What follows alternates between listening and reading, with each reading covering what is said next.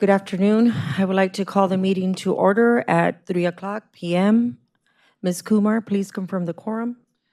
President Art, you, Trustee Dr. Mackey, and Vice Chair Dr. Romero, we have a quorum. Okay, if we can please proceed. Item number 2, safety message, invocation, pledge of allegiance. At this time, I would like to ask Ms. Natalia Lopez to provide the safety message and pledge of allegiance. Good afternoon. We first wanted to review the evacuation procedures so that we are prepared to be safe in the event of an emergency. If you hear the fire alarm, follow the instructions announced through the PA system. If asked to evacuate, use the glass doors exiting out of the boardroom to the outside. If that door is blocked, use the back door. Verbally alert others in the room and evacuate. Then move to the main parking lot in front of the building or the AT&T parking lot over the McCullough-Brooklyn bridges. In the event of a situation like this, our security team will be monitoring the situation and will notify the appropriate emergency services and team members. We also have employees nearby who are trained to administer first aid if needed. Safety is a top priority at CPS Energy, and while we hope this information is never needed, we want to be sure we're always ready. Will you please stand with me for the Pledge of Allegiance? I pledge allegiance to the flag of the United States of America and to the republic for which it stands, one nation, under God, indivisible, with liberty and justice for all.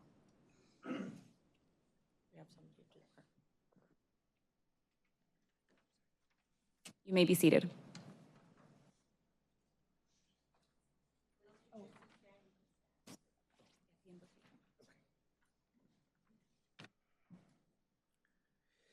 Good afternoon, trustees. My name is Brian Mills. I am a journeyman lineman and manager of customer construction at Southwest Center. Please join me in prayer. San Antonio journeyman lineman. There is a breed of men who are brave and strong, who will not go home till the lights come on. Through wind, rain, snow, and ice, they battle the elements without thinking twice. With faith in their hearts and family on their minds, they look out for their brother till they work the last line. The CPS Energy lineman is proud and true. Look out your window, he's there for you. Faith, family, tradition. Lord, we ask that you look over the family of our fallen brother and over all our organization and help us heal together. So that way we will honor him. Amen.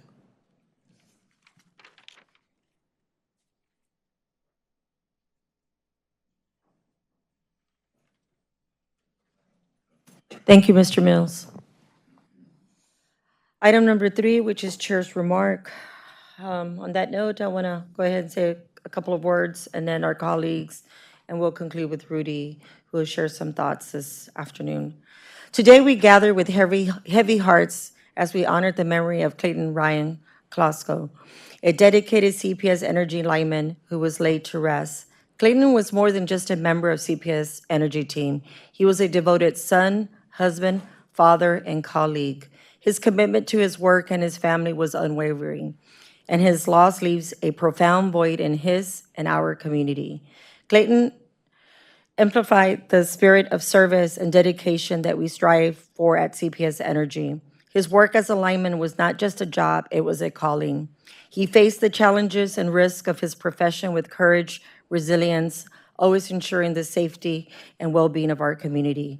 As we remember Clayton, let us also recognize the sacrifice made by all of our employees who work tirelessly to keep our services running smoothly. Their dedication often goes unnoticed, but it is their hard work and commitment that power our homes, our schools, and our businesses every day. Additionally, on behalf of the Board of Trustees, I would like to extend our heartfelt gratitude to everyone who contributed to organizing a memorable service for Clayton. From the welders to the linemen and the utility companies like Guadalupe Valley Electric Co-op, Paralentas, New Braunfels, and Seguin, everyone showed up today. Your contributions of talent and brotherhood and sisterhood support have truly honored his memory and brought comfort to his family and the entire CPS Energy family. Your dedication and compassion in these difficult times are deeply appreciated. Today, we stand with Clayton's family, offering our deepest condolences and support. We are reminded of the strength of CPS Energy family and the importance of coming together in time of loss.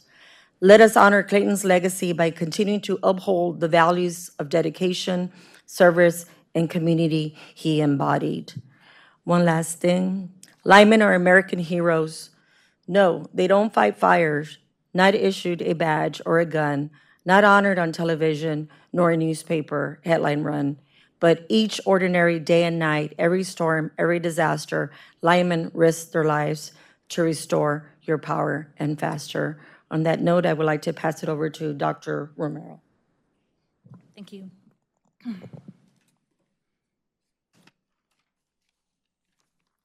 was getting ready for the meeting today and reading all our material and looked out my window and saw one of the giant towers and the huge lines out there. And it made me think how in this room we discuss many issues that are important, but only indirectly support our crucial mission, which is to generate and deliver power to homes, businesses, hospitals, and schools. And like all critical missions, that involves risk and requires great commitment and courage from the men and women who make it happen.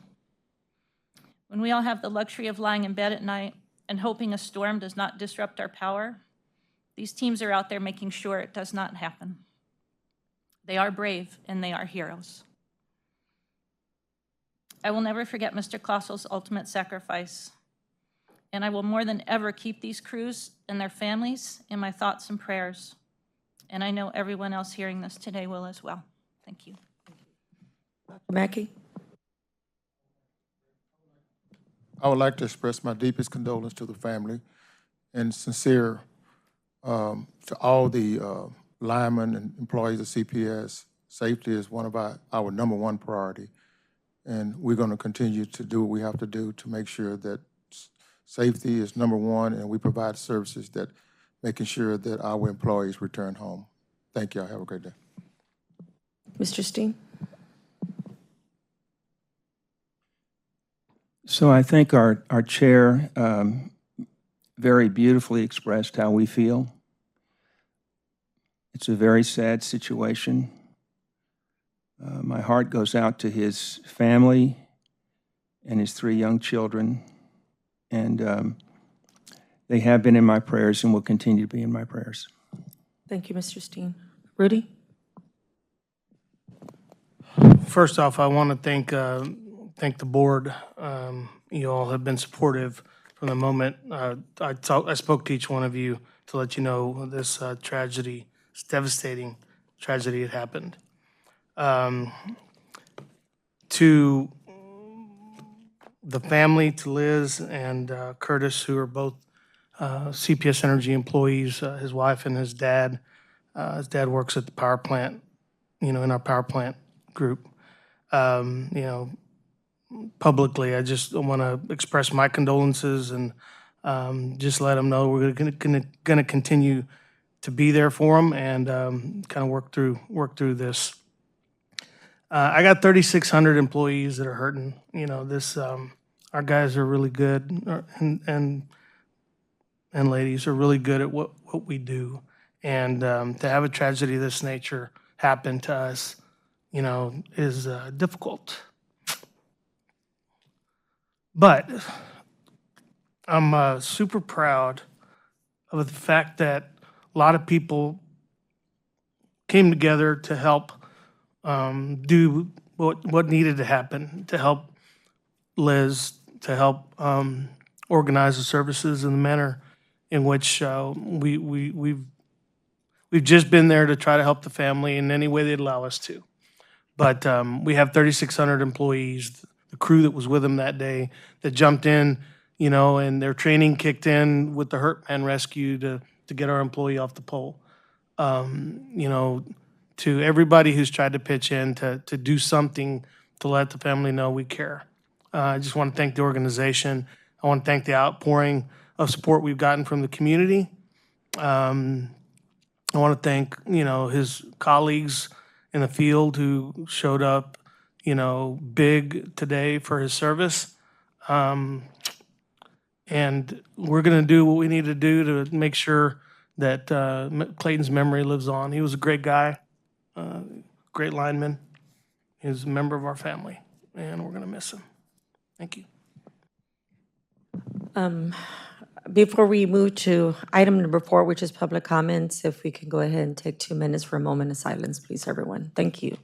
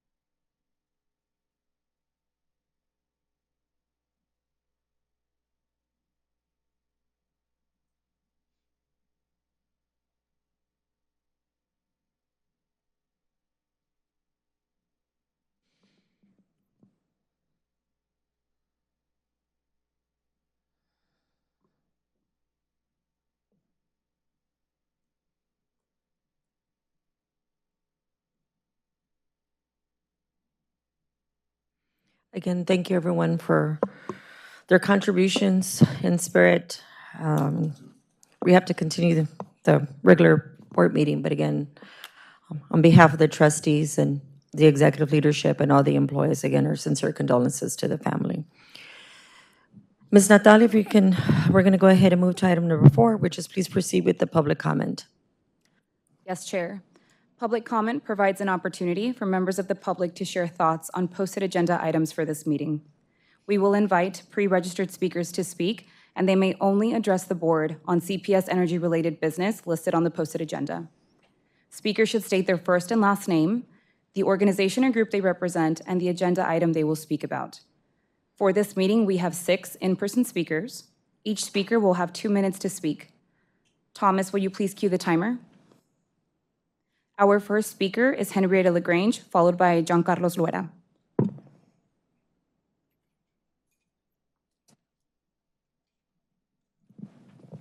Thank you.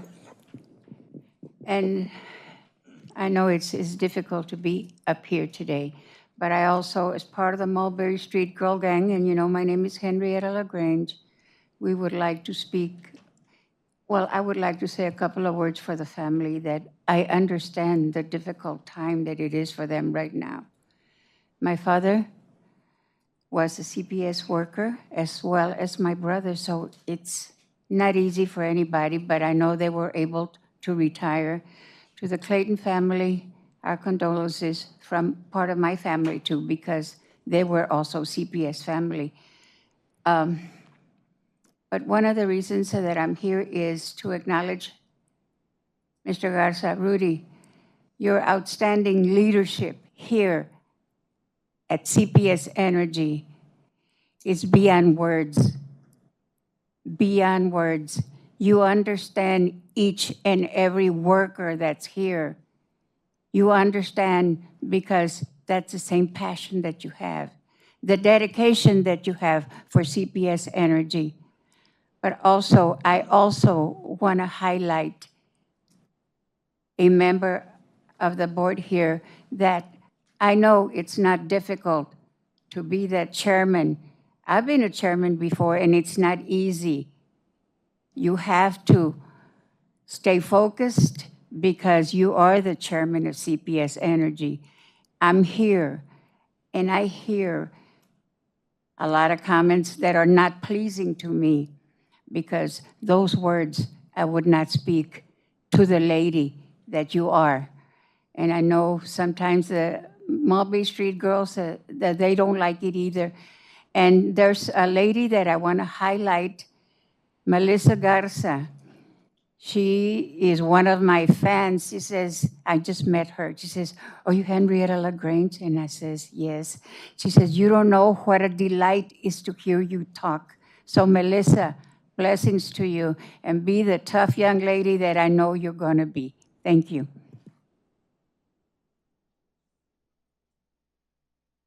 Thank you for your input. Our next speaker is Giancarlo Luera, followed by Clay Paul. Hello, my condolences to you all. My name is John Carlo Luetta. I'm just a citizen and a happy CPS customer. I apologize to everyone for being a little tardy, but again, my condolences to all of you and to the family of Mr. Clan Klessel. So on a more positive note, I want to echo the sentiments of the previous speaker. I too have had a great experience, not just with Mr. Garza's leadership, but also the customer service that I have received from all of your employees. Even when I walk through the doors, everyone has been first class, very professional. So thank you. Customer service in this day and age is always welcomed. And sadly, it's not always delivered at a high level, but I commend all of you. Regarding the agenda items, I'm just going to summarize items 7, 8, and 11. Regarding the metrics, I agree that there needs to be an objective instrument to assess and to gain an objective insight as far as performance goes of the utility company. With great leadership, it's just another box that they have to check off. So I'm confident that Mr. Garza will not have any issues with having a metric that all of you are going to agree upon. And I'm glad, by the way, I'm sorry that I didn't make it the last time due to illness, but I'm glad that you went ahead and you all gave him your vote of confidence. Regarding your committee appointment, I do not know this gentleman, but again, I don't feel any type of hesitation or any concern because of the leadership that you've established. So I do trust that you will continue to make the best decisions. And when you review the action items, item number 11, I'm just going to comment on that. Just continue doing what you're doing. A comment was made, or I should say a concern was made, that previous individuals have left the company for a variety of reasons, whatnot. I just think that you need to continue hiring individuals who are dedicated to serving the public, and if they wish, if their ambition is to go ahead and maximize their personal profits, which there's nothing wrong with that, but if that is their ambition, then perhaps they should relocate to New York City and find a nice job on Wall Street, if that is their ambition. Again, I'm not judging anyone, but just as many of you exhibit great service, I think that everyone who works under you should be on the same page. So thank you all again for your time, and God bless.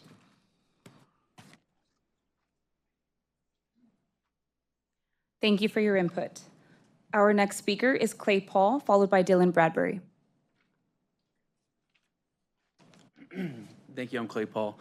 Right now, I'd like to defer to Brittany Bain or Brain Paul for comment. Thank you.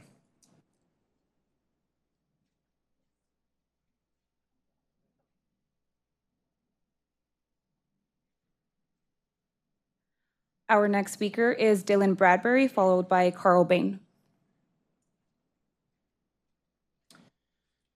Hello, my name is Dylan Bradbury. I'm going to defer my time to Brittany Paul as well.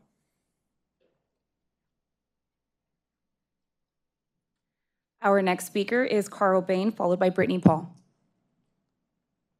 Good afternoon. My name is Carl Bain with Bain Medina Bain, and I'd like to give my time over to Brittany Paul. Thank you. Our last speaker is Brittany Paul. Hello and good day to all of you. My name is Brittany Paul. I'm the president of Lone Star Energy Efficiency. First, I want to thank you for this opportunity to speak in front of you about community partnerships and growth for the fiscal year 2025. One partnership I want to highlight is between CPS Energy and Lone Star Energy Efficiency. Lone Star is a certified small Hispanic woman-owned business with the South Central Texas Certification Agency. I'm a born and raised San Antonian who returned home to live and raise my family. I hold 2 degrees from the University of Texas at Austin and a master's from the University of Texas San Antonio. My previous career was in education. I'm a wife and a mother to 3 young boys, Austin, who's 5, Brooks, who's 3, and Charlie, who's 5 months. I'm a citizen who lives in District 10 and works in District 2. I have started 2 successful businesses in the last 5 years, Lone Star being the second. Lone Star was established in October 2021 with a passion to provide energy testing services and share energy efficiency knowledge with builders, residents, and the like. My partner and husband, Clay Paul, is Lone Star's subject matter expert for energy efficiency of residential homes and multifamily complexes. He has been in this industry for over 14 years, serving as energy technician all the way to program manager of CPS Energy residential programs. He is one of the first energy assessors back in 2009 for weatherization programs across the state of Texas, including the Casa Verde program. He is Lone Star's Director of Operations and holds certifications including Home Energy Rater, Energy Star Certified, and a BPI professional. Some of Lone Star's clients include ACOG, Live Development, Roars Construction, Perry Homes, as well as San Antonio Custom Builders. Lone Star's journey with CPS Energy and the Casa Verde program has been one of growth, dedication, and unwavering commitment. Today, I stand before you to appeal Lone Star's termination. I believe that a review of the circumstances surrounding this termination will reveal the unfortunate situation I find myself, my team, and my firm in, not to mention my family and the families of those of my team. Roughly 1 month ago, I met with the Casa Verde upper management. It was during this meeting that I shared the successes we were seeing, as well as the challenges and concerns. I had been encouraged by the Casa Verde management to hold meetings like these so I could get support on any issues I was experiencing. It is well known that CPS Energy and the City of San Antonio proudly support local, small, minority-owned businesses. That is why it is a great concern that 2 weeks ago, after I met with Casa Verde management, I received a call from this group stating that our contract was terminated based on convenience. In June 2023, Lone Star was awarded a contract to provide services under the Program Area C, initial assessments, and final inspections. Lone Star has hired San Antonians, who are some with us today, and paid for them to be trained and certified to fulfill the work for this contract. We felt it was important to provide an above-average wage, a starting base salary of $50,000 with medical and dental benefits. Lone Star reached out to both Alamo Workforce Solutions and Ready to Work to help build our teams. During the first 8 months of this contract, Lone Star adapted and overcame all the challenges that we faced, such as no systems in place, changing systems, changing processes, changing guidelines, personnel changes, false narratives, and a lack of work to keep our team going. Lone Star now has 2 active energy technicians out in the field, one of who just trained and certified and ready to work, but sadly we had to let go due to the received notification of termination. Our team hasn't been small. Back in January, we had ramped up to 5 energy auditors. However, there wasn't enough work given by the Casa Verde Business Group to Lone Star to train and certify and keep our team going, so we had to furlough. I will always take accountability for my company's actions, and I will not stand up here and tell you we were perfect. But we have always implemented better processes and procedures for our company, for the betterment of the Casa Verde program, and ultimately the customers that it serves.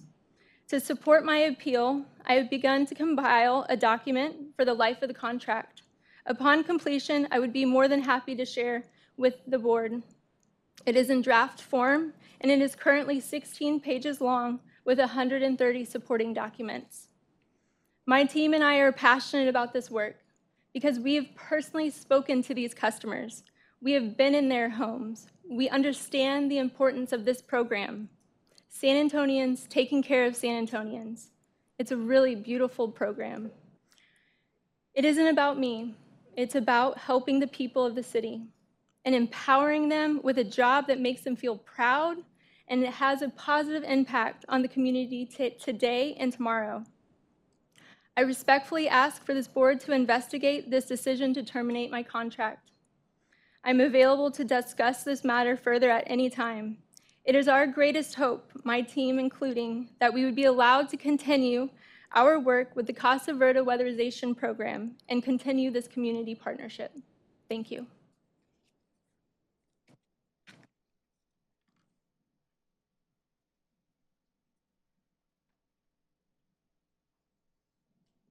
Natalia, we'll now move to item number 5 on consent agenda. So item number 5, approval of consent items. We have the following. A, payment to the City of San Antonio for June 2024. B, minutes from the June regular board meeting held on June 24th, 2024. C, procurement items. Number 1, general services, civil site work, construction services. 2, general services, underground residential, electric distribution, and electric terminations. Do I have a motion to approve the items on the consent agenda? I move approval of the consent agenda items. Do I have a second?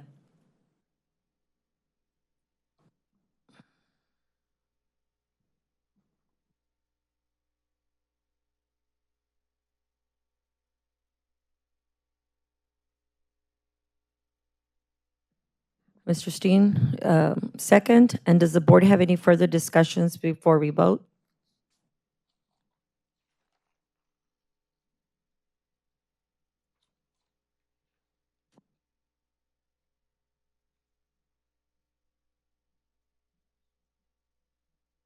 Ms. Cormar, if you could please proceed with roll call. Vice Chair Dr. Romero, Yes.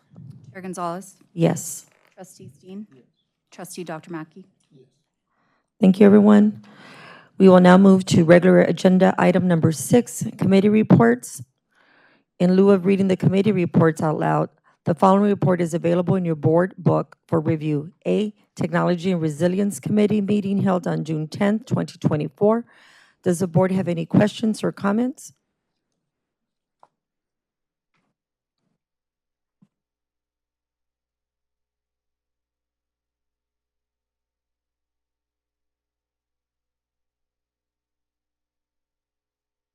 The report will be accepted as submitted. We will now move to agenda item number 7, resolution supporting FY 2025 CEO scorecard and metrics by Ms. Lisa Lewis. Ms. Lisa Lewis, if you could please proceed.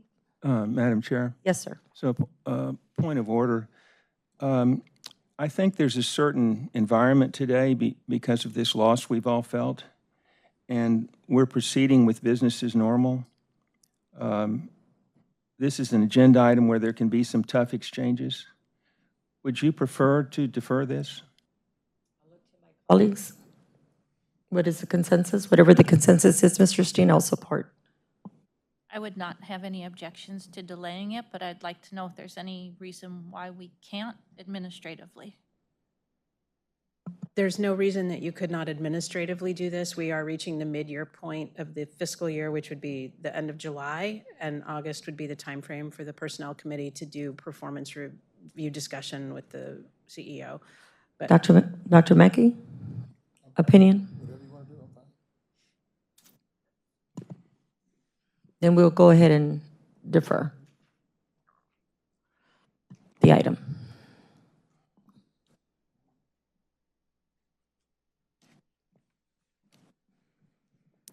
So then with that in mind, then we will not have a resolution to present today, which is item number 7.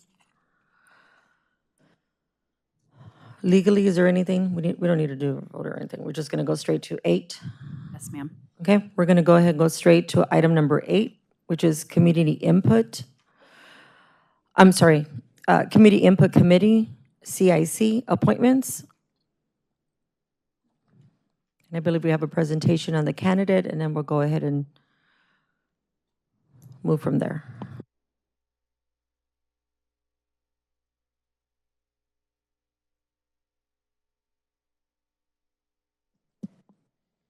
Good evening, Chair and Board. Today, we're going to be seeking approval on the final appointee to the CIC committee. If we can go to the next slide.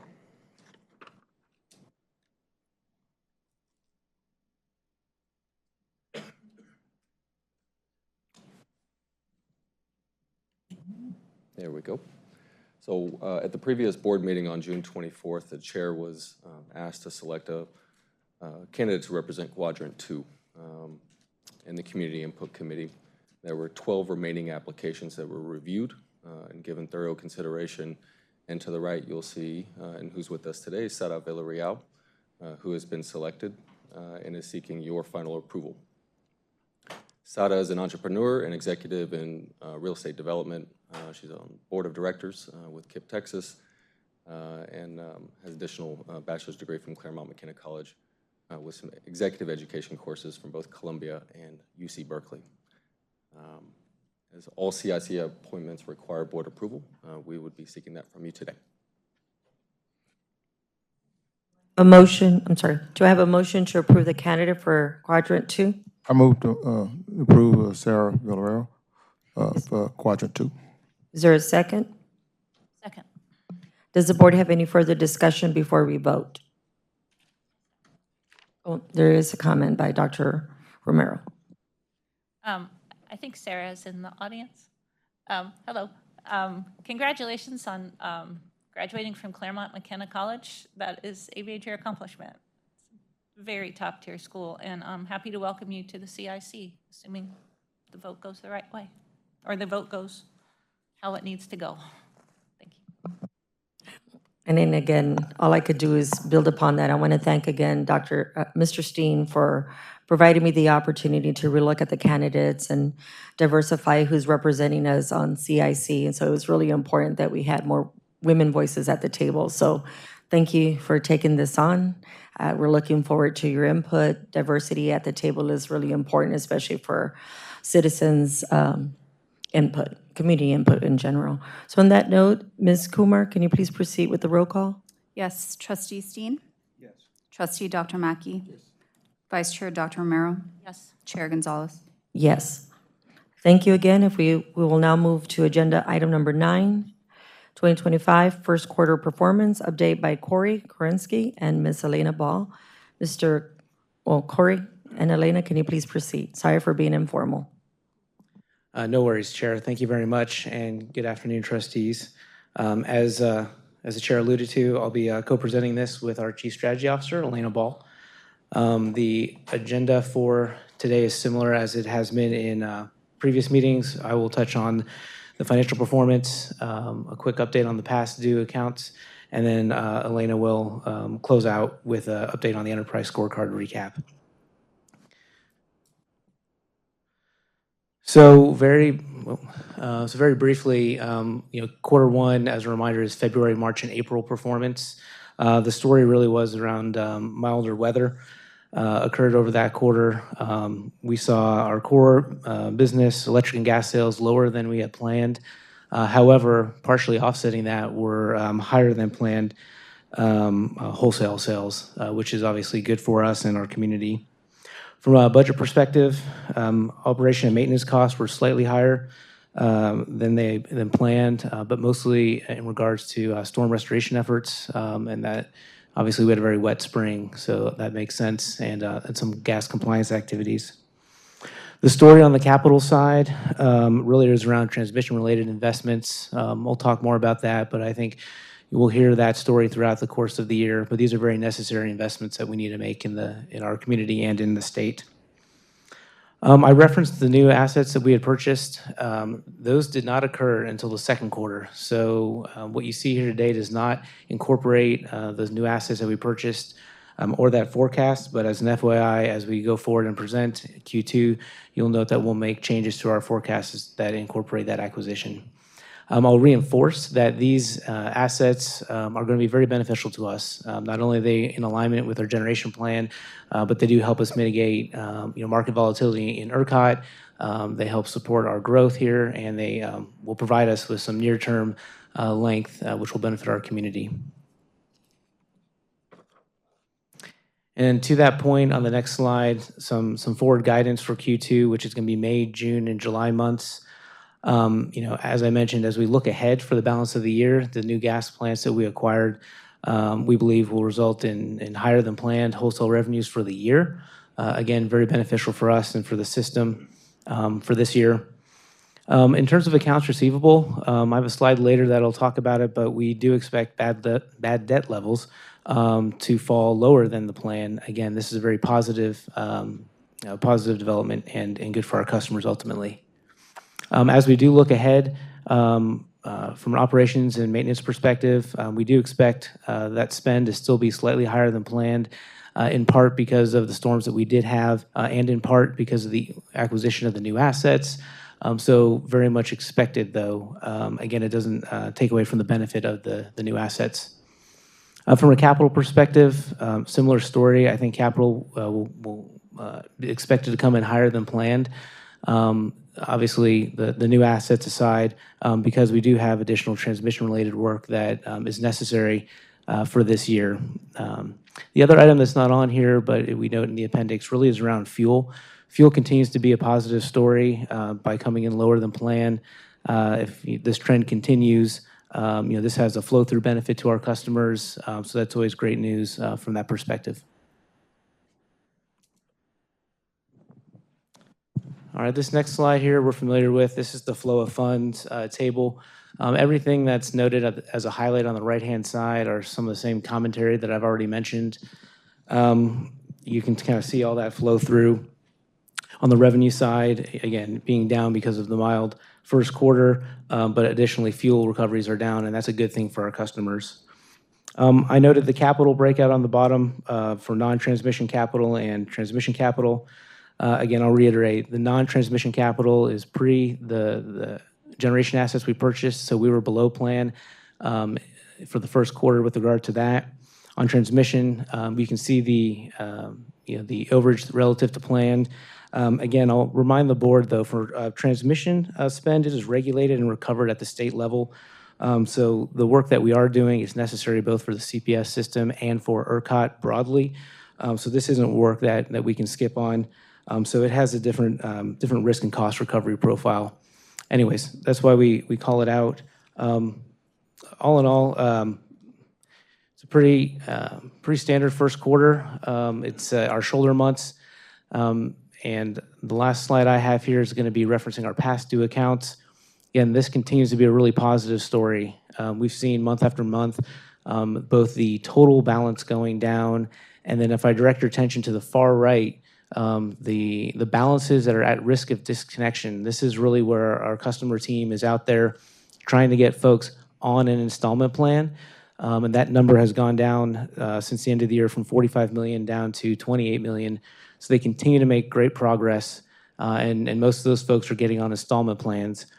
And that's the bucket on the far left. We've been seeing even improved staying rate on folks on installment plans near 70%, so that's really great news. So all in all, this is a great story, and we see the trend continuing over the second quarter. And with that, I will allow Elena to wrap up the remainder of the presentation.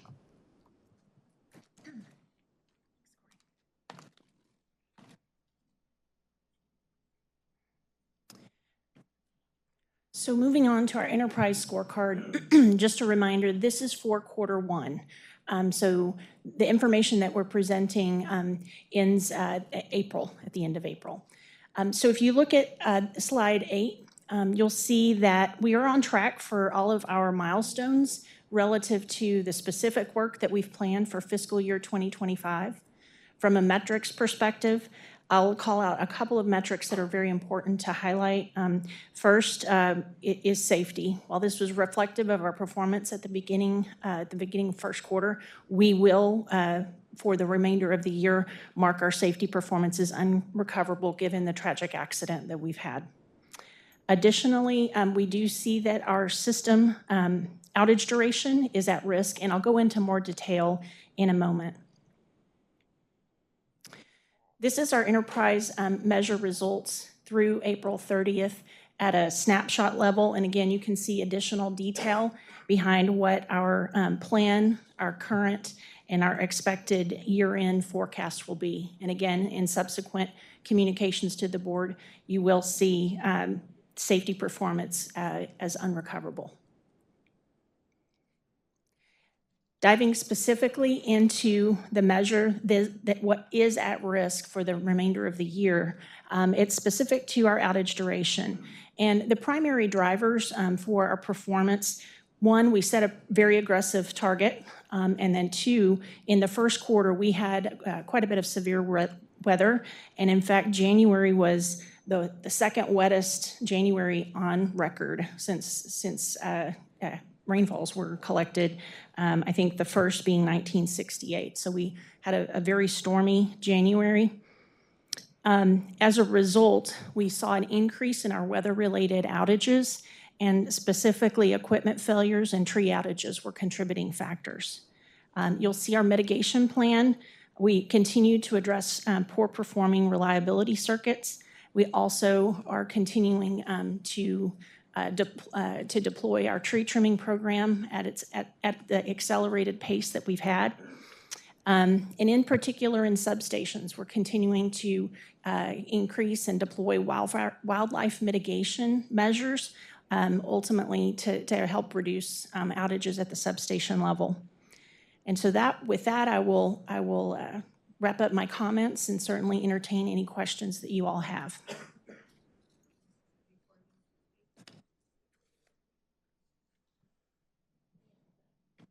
Yeah, I can go wherever. Okay, go ahead, Mr. No, go ahead. So, Mr. Kaczynski and Ms. Ball, thanks for your presentation today and for your hard work and diligence. For those listening in, I'll begin by reminding everyone that we're halfway through fiscal year 2025, which began February 1st.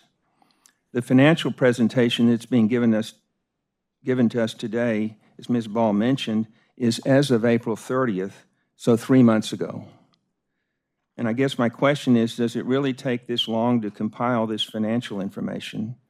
I'm continually disappointed by this type of time lag.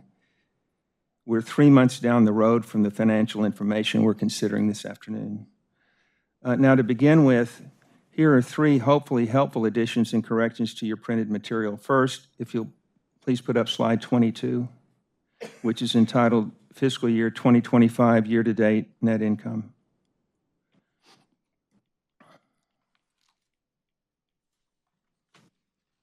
And these are minor things, but focusing on that footnote at the bottom of the page, there's an initialism there, TCOS. Can somebody tell me what that stands for? Yes, sir. TCOS stands for Transmission Cost of Service. As Corey mentioned, we both get recovery for and receive revenues from the state based on the transmission system. Okay, constructive suggestion. Maybe that could be added to the glossary that you keep? Absolutely. On slide 13. Okay. Second, if you'll put up slide 18. And this addresses Evolve, our ERP transformation project. And the second bullet point indicates that the program budget is $304 million, which comports with my understanding based on past presentations by Mr. O'Mahony. He's nodding his head. However, please put up slide 23, entitled Evolve Financial Summary as of April 30th, 2024.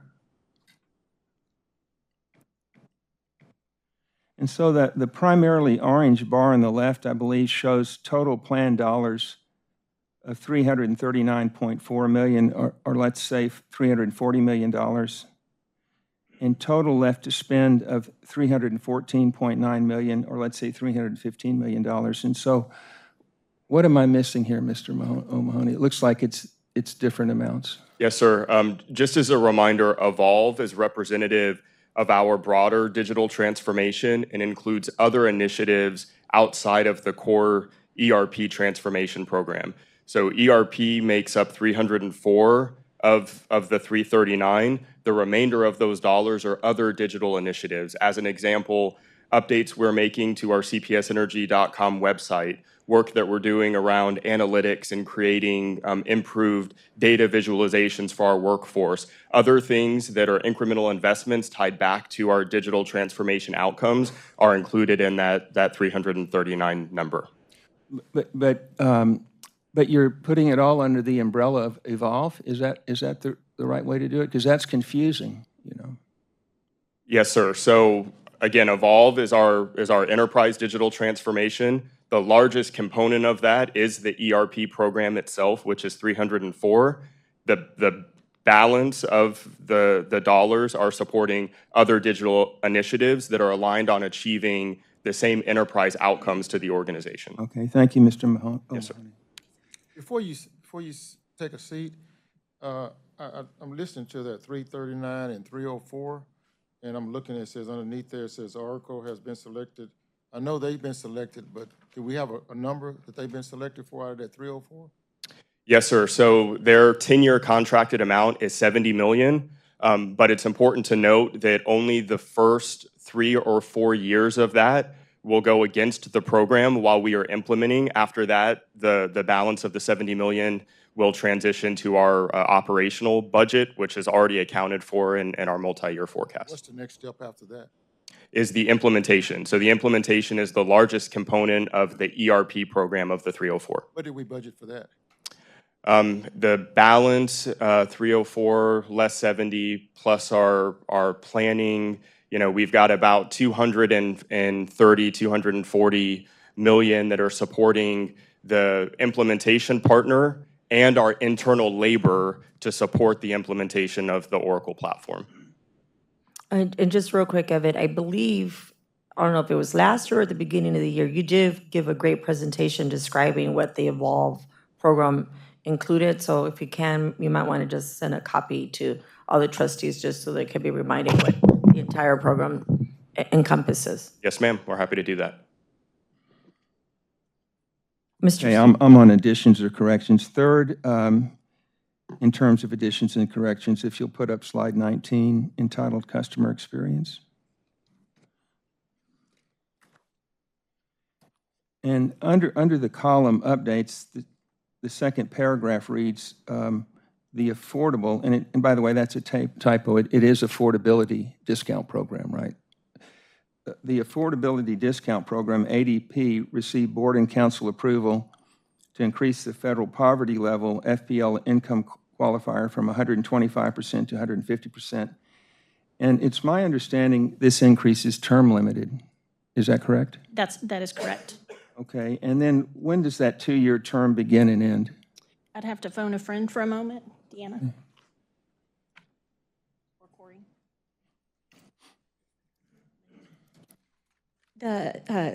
Hello, sorry, good afternoon. We did begin the ADP expansion on June 1st, and so it'll go for 2 years, All right. unless it gets additional funding. Okay, thank you. I think it'd be helpful for you to note the term limit of 2 years every time you mention this increase of the FPL income qualifier from 125% to 150%, especially when the accompanying chart extends to fiscal year 2028. I think it would be a good reminder to have it there. Can you repeat that again, Mr. Steen?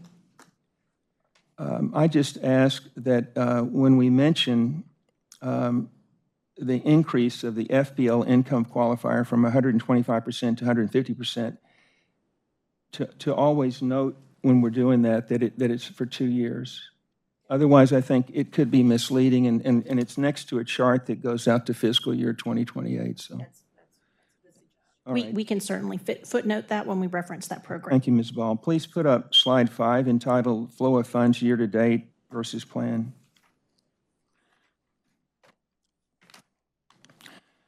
So, Mr. Gajinsky, in your bullet points in the highlights column on the right, you state, quote, high market prices and low fuel costs increased wholesale revenue above plan, close quote. I'm aware that net wholesale revenue as of April 30th is shown on your walk forward in the appendix. It's on slide 22, and it's 14.9 million.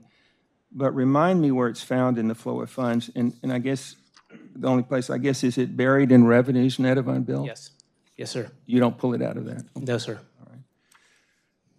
I'd remind everyone that CPS Energy's fiscal year 2024 financial performance was considerably better than planned because of unexpected occurrences, mainly higher wholesale revenues. So wholesale revenues of $190 million were made when CPS Energy sold electricity into the grid during periods of high demand.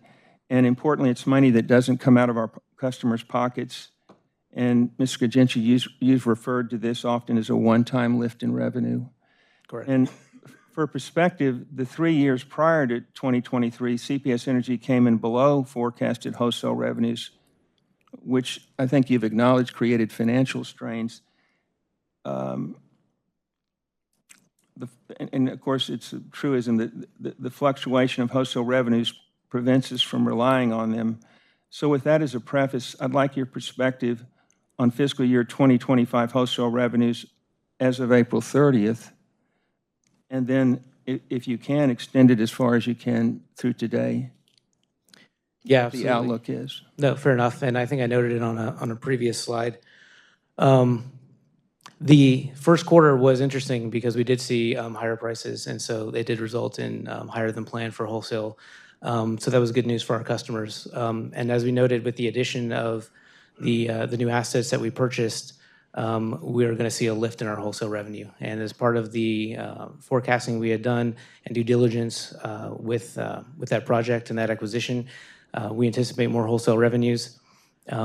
This summer, though, has been a little mild, so pricing has been a little down compared to last year, relatively speaking. But I expect, as I noted in the bullet under the forward guidance, that we'll have a notable lift in wholesale revenue this year, mainly driven by the fact that we have additional length from those assets. So it was 14.2 in the first quarter?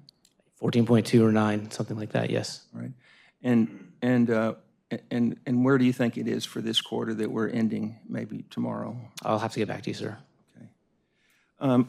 Please put up slide 6 entitled Past Due Accounts.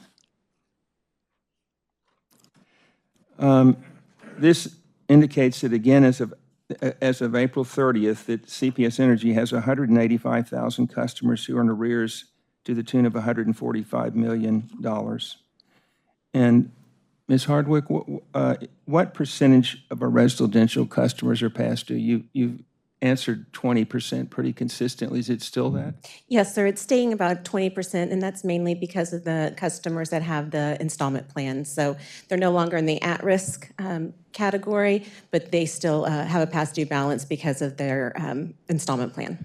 Okay. Now, this is an intractable problem. It continues to be concerning, and I'm going to focus on it whenever it's part of a board presentation. And Ms. Hardwick, you told the board at our December 18th, 2023 meeting that before the surge in past due accounts began 3 or so years ago, the number of past due customers was typically around 15,000. And the amount was about $5 million, the amount in arrears. Yes, I think I might have. I can go back and confirm it. I can tell you that the at-risk $28 million, that's the lowest that it's been since January 2019. Right, but I was just asking you about in the past, and you said, so I guess I'd say back then, 15,000 past due customers. Today, 185,000. I think that was a point in time leading up into the pandemic, but I can confirm the numbers. But historically... I can tell you it's in the minutes. No, I understand. So back then in arrears, $15 million. Today in arrears for $145 million. So in this area of accounts receivable, CPS Energy has quite a journey to get back to a semblance of normality. And just a suggestion, when you show how many total customer/accounts are past due, why don't you show that? Why don't you show the total amount in arrears and show what percentage of CPS Energy's residential customers are past due. Maybe do that respectfully instead of requiring the viewer to do the math. Why don't you just go ahead and put it out there for all to see? Just Yes, a sir, we can do suggestion. that. All right, thank you. And then please put up slide 9. And this is for you, Ms. Ball.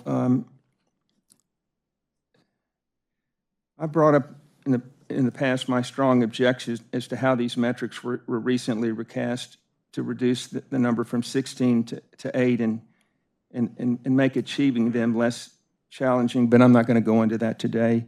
But let's look at the 1 out of 8 that's designated at risk. Excuse me, Trustee Steen, I'm sorry, I can't let this go.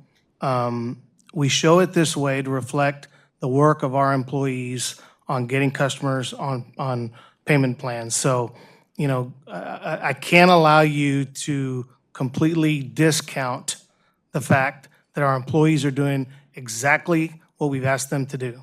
So we show it that way to give you a good semblance of where our focus is. Our focus is on getting the $28 million that are still in arrears on payment plans.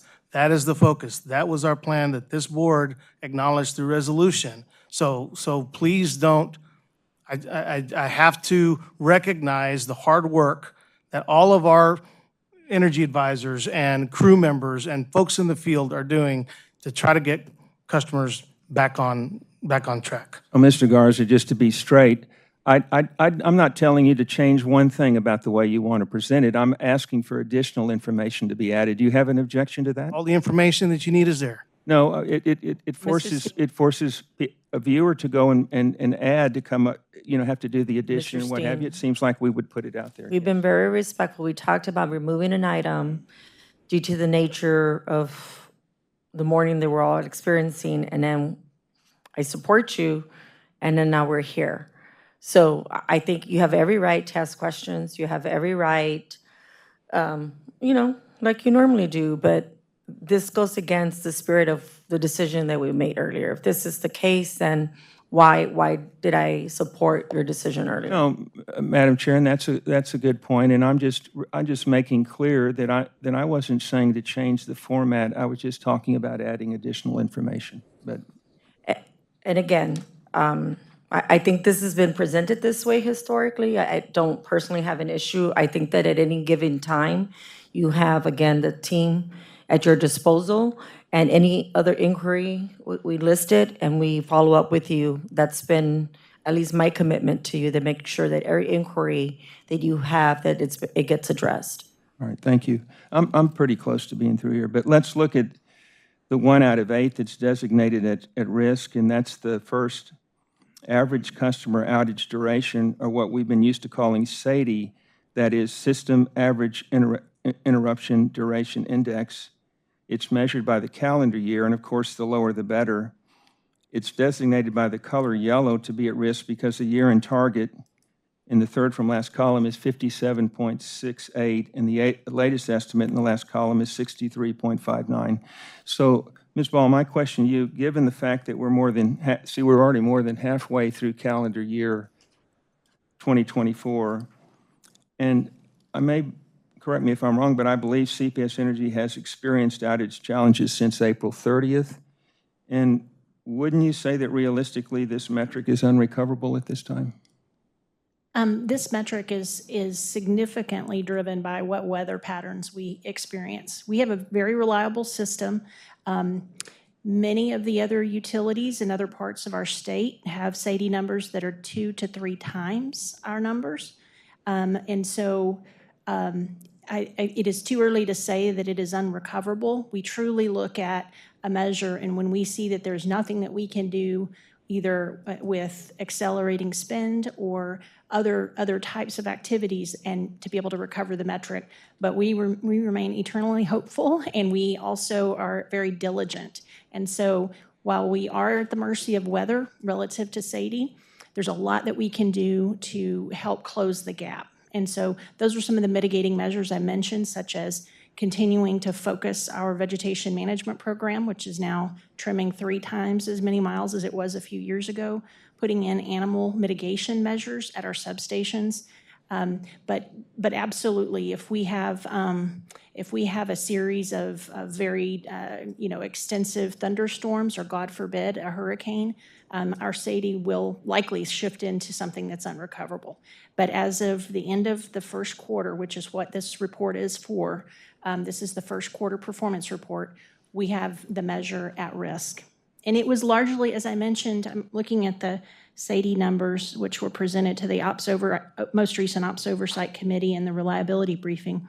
We did show a breakdown by month of SAIDI, and our projected contribution to SAIDI in January was, our actual performance was 3 times as high because of that historically wet and cold month that resulted in a higher than expected number of outages. Well, good, thank you. I know you follow this closely and you're very conversant about it, and it's good to hear that you still feel like it's recoverable. Yes, but as I mentioned, right now we do have it at risk because of our wetter than normal first quarter. All right, thank you. And the only thing I would have to add, we can't control Mother Nature.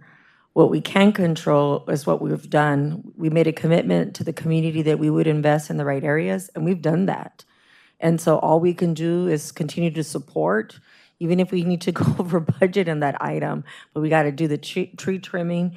We need to invest in the right resources. And so that has to be a commitment. We don't want to be a center point, have that issue on our hands, where profit drives not making investment. This is the beauty of having a municipally owned organization where we put community first. All right, I'm almost finished. Thank you, Ms. Ball. If you'll put up slide 22, which is your walk forward view of fiscal year 2025 year-to-date net income as of April 30th. And Mr. Kaczynski, starting with that dark blue column on the left side, and correct me if I'm wrong, but one can see that pursuant to the approved fiscal year 2025 budget, CPS Energy planned to lose $40 million in the first quarter of fiscal year 2025. I wouldn't say lose. It's the net income was forecasted at -40 for the end of the first quarter. But negative $40 million, all right. Correct. And so the walk forward shows the green ups and downs that bring us to an actual loss of $51 million. Correct. All right, and so CPS Energy has lost $10.9 million, or let's say $11 million more than planned? I mean, I wouldn't characterize it that way. Well, I want you to talk about it then. Yeah, Go ahead and happy to. I mean, I focus on the flow of funds because that is the true flow of funds that CPS Energy will operate to. Net income is an accounting number, and it's also the first quarter. So what's important really is to focus on the year-end numbers that we have flashed at the last board meeting, well, not the last board meeting, the January board meeting where we approved the budget. I think this is a reflection, though, of everything I said in terms of drivers, and this is not an exception from from things that we've shown in the past. So I'm comfortable with this. All right, and I think this walkthrough is very helpful. Mm-hmm. And a suggestion I would have is that it be part of your main presentation rather than just be part of the appendix where it's possibly overlooked or whatever. Okay, yes, sir. All right, thank you. And this is my final point. Please put up slide 25.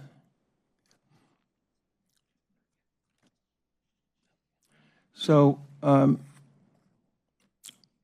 this is a Texas City combined residential bill comparison, which management has used extensively over the past years when advocating for rate increases. And it shows CPS Energy in the most favorable position in terms of affordability when compared to El Paso, Austin, Corpus Christi, Houston, and Dallas. However, there's something of a disconnect between this chart and the fact that for years now, roughly 20% of CPS Energy's residential customers have been in arrears, which not unexpectedly, to me, means they're struggling to pay their bills.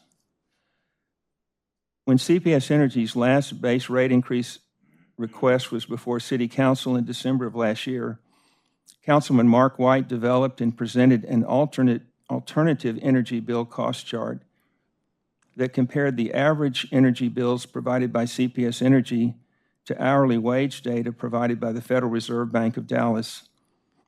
On this chart, San Antonio was not last, but the third highest behind El Paso and Corpus Christi.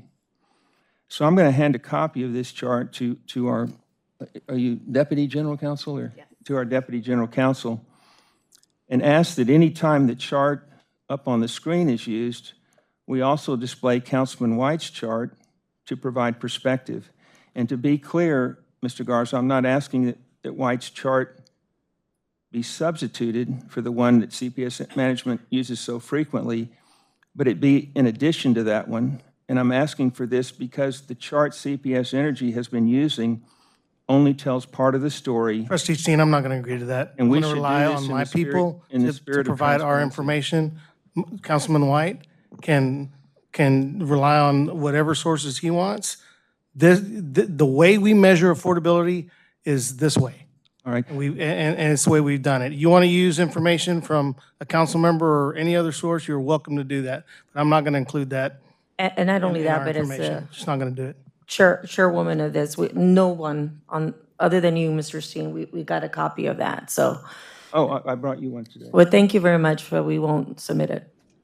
I'm going to No, I'm asking when we use this, that we also include that. We'll see. All right, let me ask you, Mr. Garza, why? Mr. Steen, why we have other trustees that No, also this want is to the last comment. point. Why those 6 cities? How were those chosen? Because they are most reflective of the size of city we are. We've got them for all over the country. When you measure us in this manner against all the big cities across the country, we're 2 behind Memphis. So, you know, there are all kinds of ways you can create a narrative based on information put out by everybody. You know, at the end of the day, the weather patterns in the state of Texas are similar, you know, across, you know, one service area to another. We know these utilities. We know their service territories. It is the best way to provide an apples-to-apples comparison. Are we doing our job trying to keep costs down? And for total energy, total bill, this is the picture. Councilman White's chart, this will be my last comment, factors in the fact that San Antonio people have lower income and have more trouble paying their bills. And this just flat out comparison, it's useful, but I think it's not the full picture. Have you ever been to Corpus Christi? You think the income in Corpus Christi is any different than San Antonio? And could I offer a thought, Rudy? Yes, go ahead, Would that Ms. be all right? Elena. Okay. Please, go ahead. Our business is very different than having a local business in a community. Most of what we purchase, certainly the fuel that we purchase, we're competing on a global stage for turbo machinery, for transmission towers. You know, we source transformers all over the world. And our natural gas that we use, for example, which fuels both our distribution company as well as a good portion of our generation, we're competing with these same cities and other industrials in major hubs on a global platform. So the bill affordability isn't tied to the nature of your community. We certainly want to be sensitive to that and recognize that we've got to control our costs.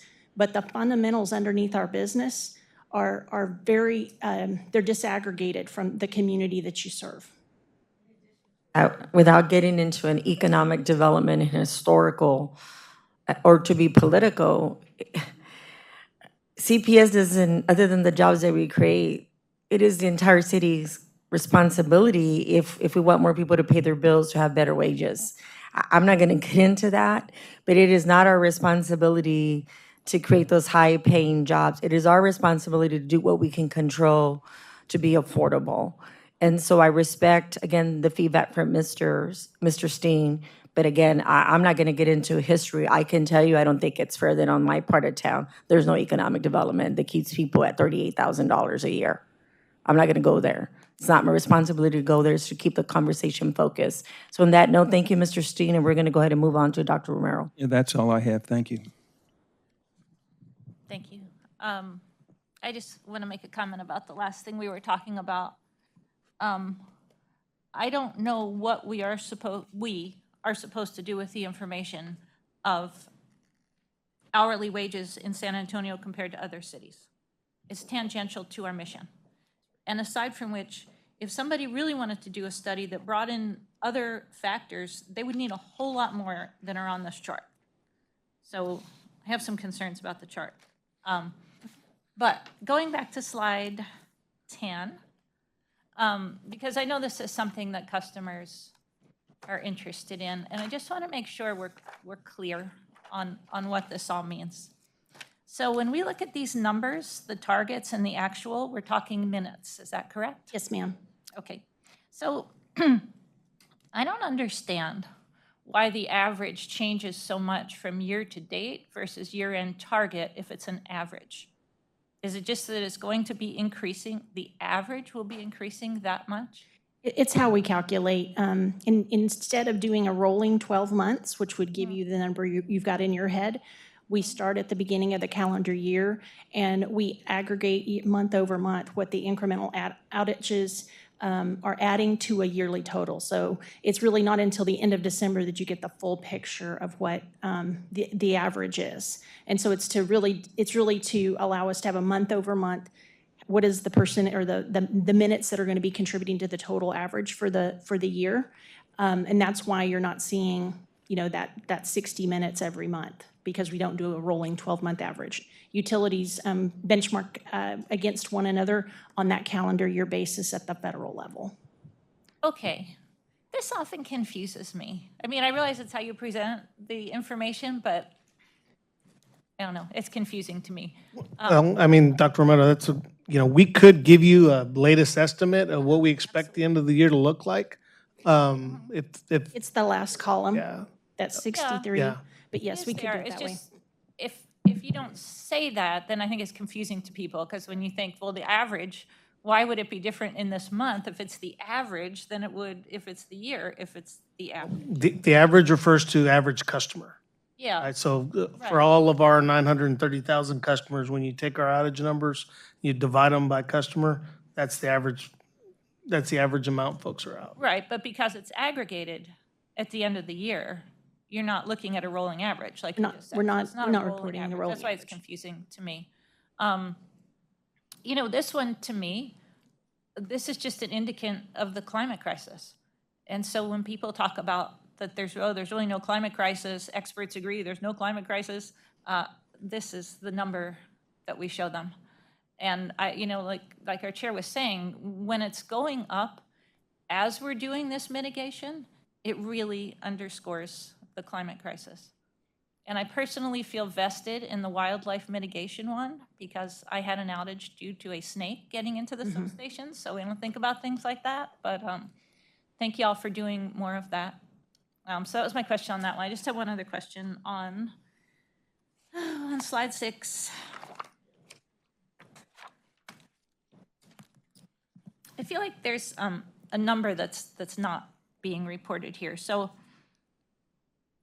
if the middle box remains flat and the at risk of disconnection is down by 2,000 accounts, and the folks who are on payment plans is down by 2,000 accounts, where are those 2,000 accounts going?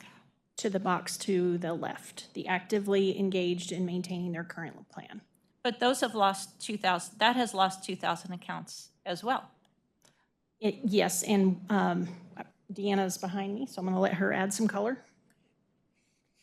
Thank you. So the total number remains flat, but we see a lot of customers jumping from one to the other. So the movement that you see is when we disconnect customers because they either fail in their installment plan or they don't create an installment plan, then they go into that maybe written out that 35 million box.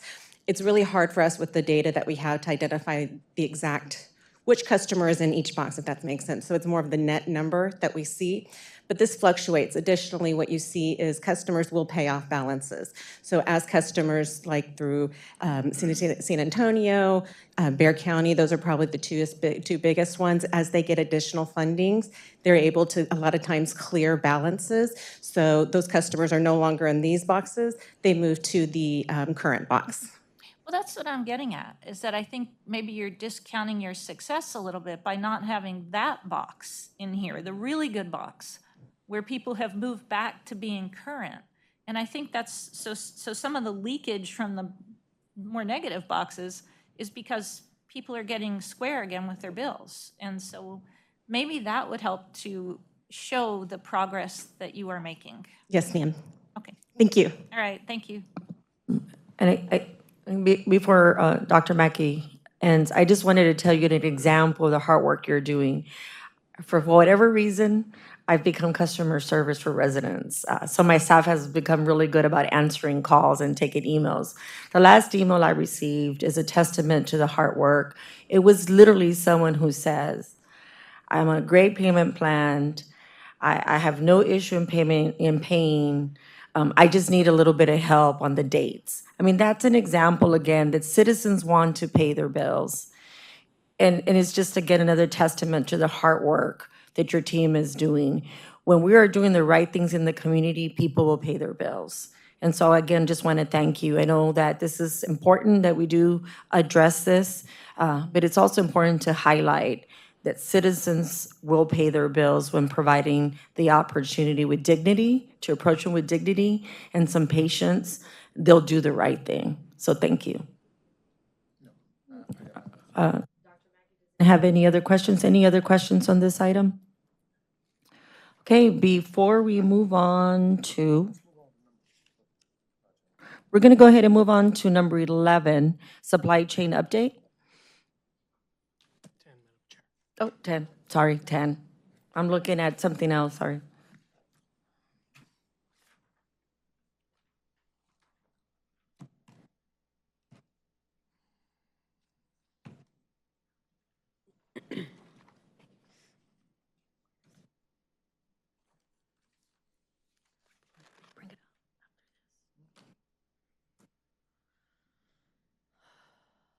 Go ahead, I'm sorry, Lisa. It's okay. Please. Make sure you were set. No, we're set. It was just, again, a lively conversation, and so everybody has comments, and I just want to make sure they all had their say. Please Yeah. continue. Yes, ma'am, of course. We were asked to give you an update of where we are currently with supply chain challenges. This time, I actually think in May of last year, we brought you an update when we were having transformer difficulties. And so I just want to give you a few items to be aware of as where we are today. In this particular situation, you've heard plenty of talk about our infrastructure growth and the growth of San Antonio, the expansion of renewables and its impact on materials needed, and then obviously power generation retirements and the replacement of those resources. Those are all drivers that are having an impact on our ability to source. You all are seeing it as we bring you purchase order after purchase order after purchase order that is ending a year before we anticipated, or is being extended to twice the money we thought we would spend as a result of the infrastructure growth that we are having. In particular, last year, we talked a great deal about transformers. What you saw last year was a challenge with primarily residential single-phase transformers and the limitations of installing them and getting them, and we had a significant backlog. This year, we're at a point where three-phase transformers, which are larger and generally small commercial or commercial in nature, are the biggest challenge. The blue bars represent single-phase transformer installation over the last 10 years. Those are fiscal years, but going back to calendar year 2013. And then the orange line represents the three-phase transformers, and you can see this year the substantial departure. The hard line is what's been installed to date, and the dotted line is what we're anticipating for the remainder of the year. So three-phase continues to be in high demand. Last year, the yellow here represents last year when we spoke to you and about the backlogs we were experiencing. I'm happy to report this year we are not experiencing that level of backlog, particularly in the single-phase transformers. And we have materials as we need coming in as we anticipated in the transformer sphere. So we're able to mitigate our risk and keep our business moving in the sphere of transformers. I will share with you that with the the pressure to decarbonize globally, all of the utility sector is seeing a substantial shift away from traditional generation. The increase of both dispatchable generation, peaking, and battery storage, all of those things are all happening at the same time. And so it is putting a huge amount of pressure and demand on the manufacturers, who at the same time are still recovering from the pandemic. They have shortages of materials, they have still labor constraints, they saw the same retirements that everyone else did during the pandemic. So they're in a busy window of trying to get up to speed. The lead times have continued to extend for many of these materials. The materials are hard to get. Global conflict is making the materials harder to get. And so extended periods of wait time are extending farther. By leaps and bounds. Our mitigation for that is to get ahead on our orders. And so, again, things that you're seeing come up in your purchasing documentation as we're moving forward with requesting materials for substations, as we're moving forward with requesting materials for peaking plants. All of that is active and busy right now. We're working very closely with the operational teams to make sure that we stay on track and get as far ahead as possible once we know what we're building and what we need. And so we continue to do that. And I will stop there unless you all have any particular questions about our current. I don't have questions, but I do have a comment.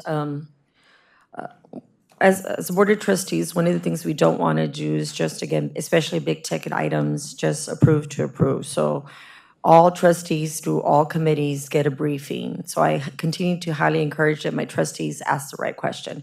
However, I did suggest, there's been a lot of focus on the ERP, on the Evolve side, specifically ERP, which for good reason. But I do think it's an opportunity for us to emphasize the importance of being proactive on the supply chain issue. I even encourage Richard and his team to maybe color code kind of triage so that the trustees become very aware that if it was a red, this is an item that we're not just asking to either A, exercise another option, or be sneaky and not run it through trustees, but that we get used to understanding that there are priorities. And so I'm just, again, asking all trustees through your committees, ask the right questions. We're going to see a little bit more squeeze on the supply chain side, that we're mindful, use the committees as a process to ask the right questions and not be, again, use the platform that we have here to just ask questions to be challenging, but to ask questions, ask the right questions. And so I just, again, want to just encourage all my colleagues to leverage committees for procurement items, especially big ticket items. And the only thing I ask of Richard and his team is, make it very clear to trustees, take the time to call us individually, make sure that we're educated, we clearly understand so that we don't add to delays for some of these items that we need. So that would be my only comment to my colleagues. Benny's team too. I'm sorry? Benny's team. And Benny, I'm sorry, Benny. I love over there too. Sorry. It's just that I tend to call Richard more and other stuff, so. Understood. We have a wealth of opportunity. Yeah, and again, both of you, please make yourself available to trustees. Make sure they're educated on the items, especially with the constraints that we're facing. That would be my only comments. Anybody else? Thank you. Thank you very much, Lisa. Okay, Ms. Kumar, if we could proceed. Before we review action items and go into executive session, I wanted to see if my colleagues would back me up to go ahead and bring back the item on metrics.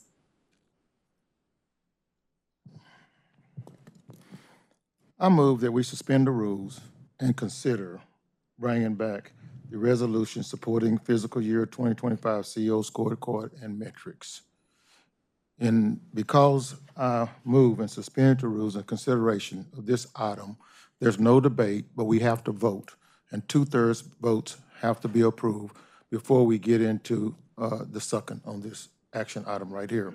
So you have to bring it up for a vote. There's no discussion, just are we gonna vote to suspend the rules and go back to item number 8. I'm gonna look to council to see if what Mr. Mackey stated is correct. Are the rules? Chair, it's at your discretion to remove it from the agenda, to defer it to the next board meeting. But it is at your discretion to, I don't want to remove it. I want to bring it back. okay, you can move forward with that. Okay? If we could go ahead and discuss the metrics. I know that what I wanted you to verify, he's saying we don't need to open it for discussion. We could just vote on it. That's what I need clear. Well, if y'all just want to get into discussion like that, I can pull my motion. Well, we need to, Hold on. But I have to vote, we have to vote. you have to move first with the motion. We didn't vote to not hear it See, today. We just, that's what I want to make sure is that we did not, we pulled it and we did not table it. But if it's a conflict, then we would have to, if it was tabled or use any other form of Robert Rules of Order, then I would have to move to suspend the rules and consider this option right here. So legal would have to let us know if it was just pulled, then it's up to the chairman's discretion. Correct. My understanding was, Chair, that you deferred the item for consideration and discussion and vote at the next board meeting in August. And there's no vote required to bring it back. Okay. Okay, then I want to go ahead and I bring pull up. mine first. I pull that first. Okay, hold on. I just want to make a point that if people were listening to this discussion earlier, when we said we were deferring it, they would not have any idea that we were bringing it back. And I'm concerned about the public who maybe was tuning in to hear this and heard we were deferring it and they're not watching anymore. I realize that we're on tape, but I do have a concern with that about bringing it back again. Okay. The reason I'm asking to bring it back, because we started discussing it in the other items. And in that performance with Ms. Ball, we started going over the items. So if we're gonna go over it, just well to go ahead and finish it. Because I didn't think we were gonna do it. I thought we was gonna skip over it, but we did. So I would like to go ahead and hear what everybody have to say and hear what other board members have to say on this item. I'd like to move forward with it. I recommend that we move forward. I'm going to go ahead and concur with that so we can open that So item. I'd like to weigh in, and I think Dr. Romero has an excellent point. If you look at how this agenda is put together, somebody listening in is probably tuned out by now. Considering Again, that- this is a public. Considering that all that's left is the Mr. Steen. review of action items. Mr. Steen, I provided, again, the courtesy of, in spirit, and I think, again, since we decided to go into detail with metrics, I'm going to go ahead and put a motion if we can bring back the item. I'm making the motion. I second the motion. And again, this is a public recorded meeting, so anybody can tune back to, and they could also have access to the minutes. And I do understand where Dr. Romero is coming from, but I've just decided, let's just go ahead and bring that item back. And so we're going to go ahead and move to discussing. Go ahead. If I can clarify for point of governance that you are making a motion, Dr. Mackey, you're seconding to move forward with discussion on the scorecard. Item number, what item number is that? Item number 8. 8. Item number 8. Okay, just confirming. Yeah.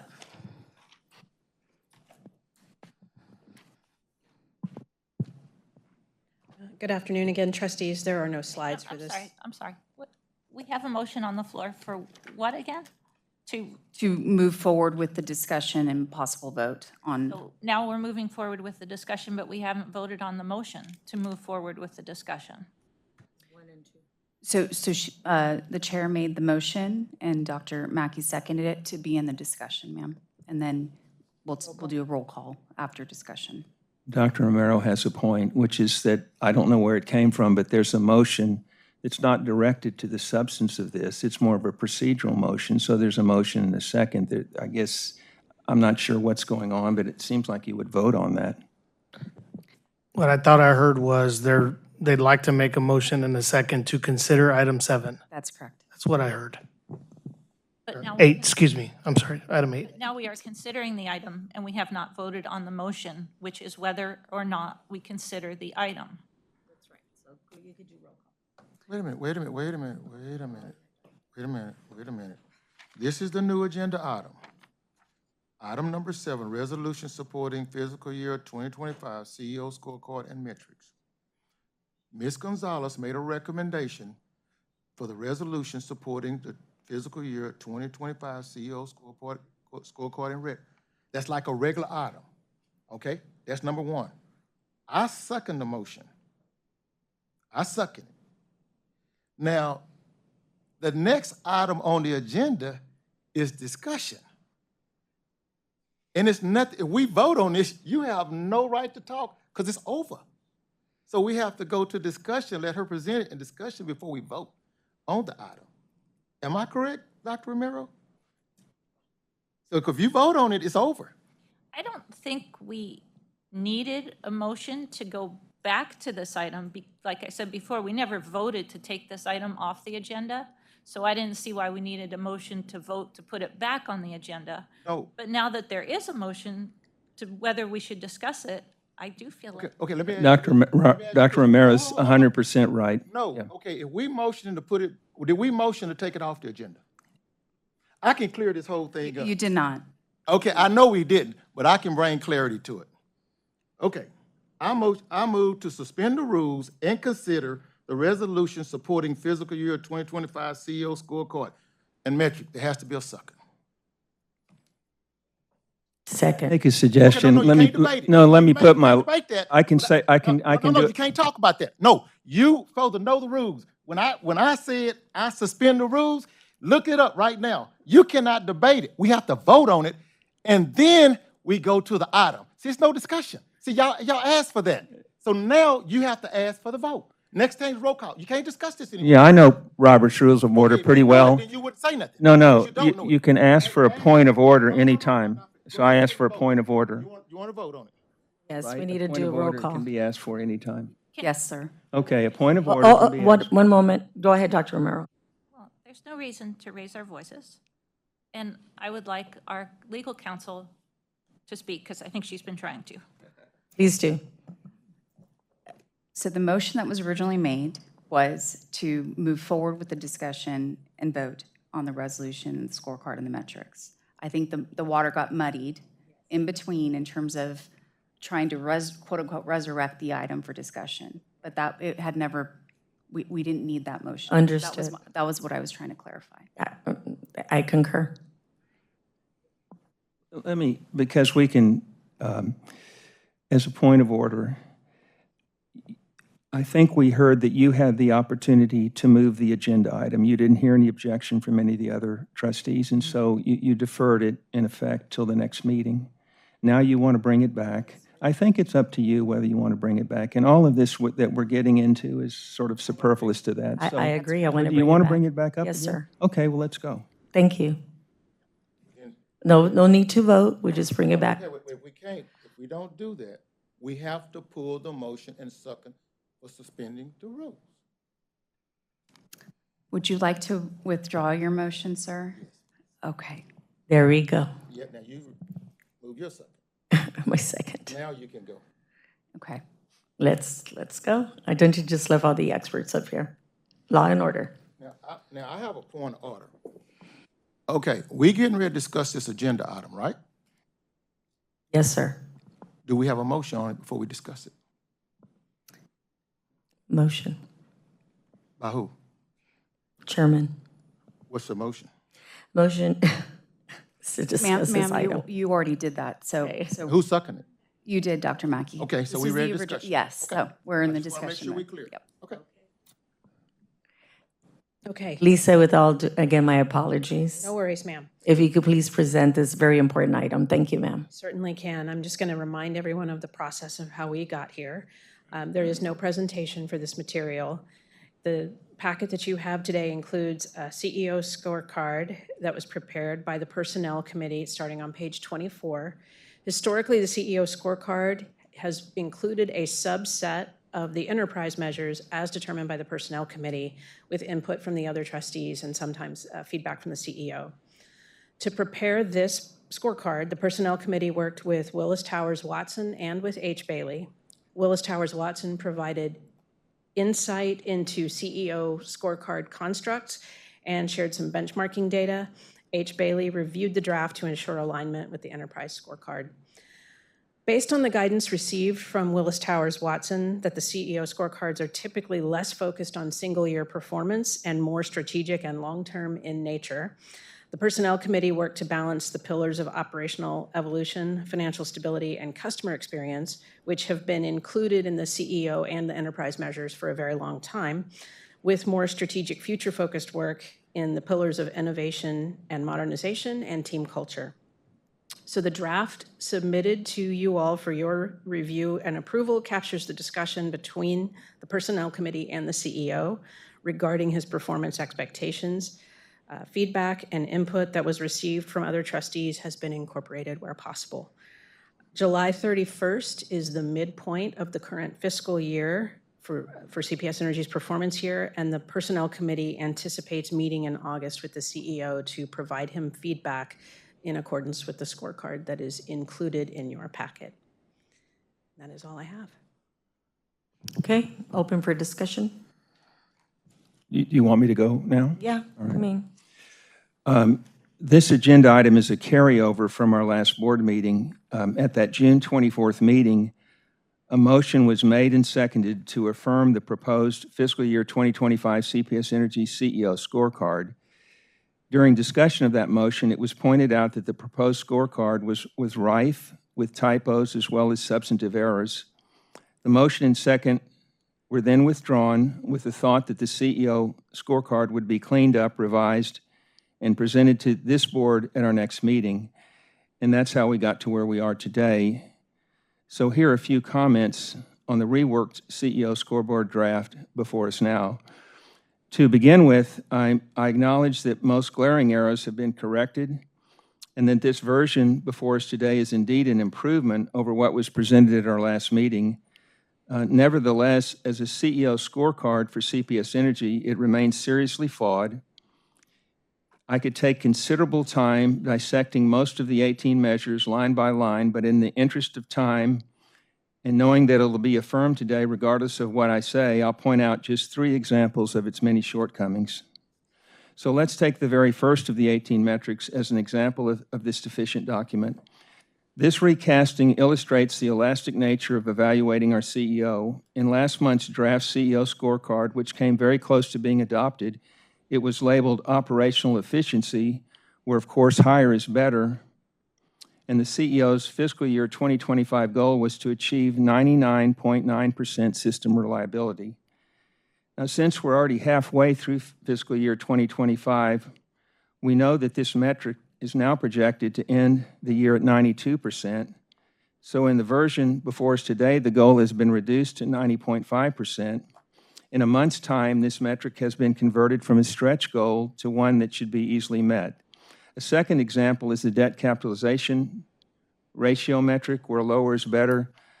Our 3 credit rating agencies have long signaled that the threshold for this leverage metric is 60%. However, in the version being presented today, the metric goal has been elevated to 65%. Again, because we're already halfway through fiscal year 2025, we know that our debt capitalization ratio will likely end up around 63%. So it should be a layup for our CEO to achieve a metric that's out of kilter with what our 3 credit rating agencies expect. Third example is the metric labeled bond rating stability. This metric goal is as follows, quote, no downgrade in the bond rating from the start to the end of the evaluation period, close quote. It should be noted that 3.5 years ago, following Winter Storm Uri, all 3 credit rating agencies downgraded CPS Energy, and that downgraded status continues to this day. Lately, all 3 agencies have assigned a stable outlook, which means our ratings are not likely to be changed. And I believe strongly that through metric goal setting, this board should be challenging our CEO to restore our ratings instead of making it a goal to maintain our current downgraded ratings. Now, I could go on and on, but I'm not going to walk this board and the public through all 18 measures. In closing, I reiterate that with the passage of this resolution, CPS Energy's goalposts continue to be moved closer and closer, and it'll be no surprise when we end up with vastly improved scorecards for both the enterprise and the CEO when fiscal year 2025 draws to a close 6 months from now. It's a good bet that we'll go from a poor score on our fiscal year 2024 report card to a near perfect score, not by dramatically improving performance, but by changing methodology. I'll continue to emphasize that to be effective, metrics must be calibrated so that they drive changes innovations, and improvements, as well as help an enterprise and its CEO focus employees and resources on what's important. To be effective, the metrics have to be appropriately aspirational, challenging, and yes, tough. Hitting the target should mean CPS Energy is firing on all cylinders, that is, operating at the highest level. At our last meeting, this board raised CEO Rudy Garza's compensation 13% to $742,000 a year. And by the way, for comparison purposes, the annual salary at CPS, the average annual salary at CPS Energy is around $99,000, and the average annual salary in San Antonio is around $53,000.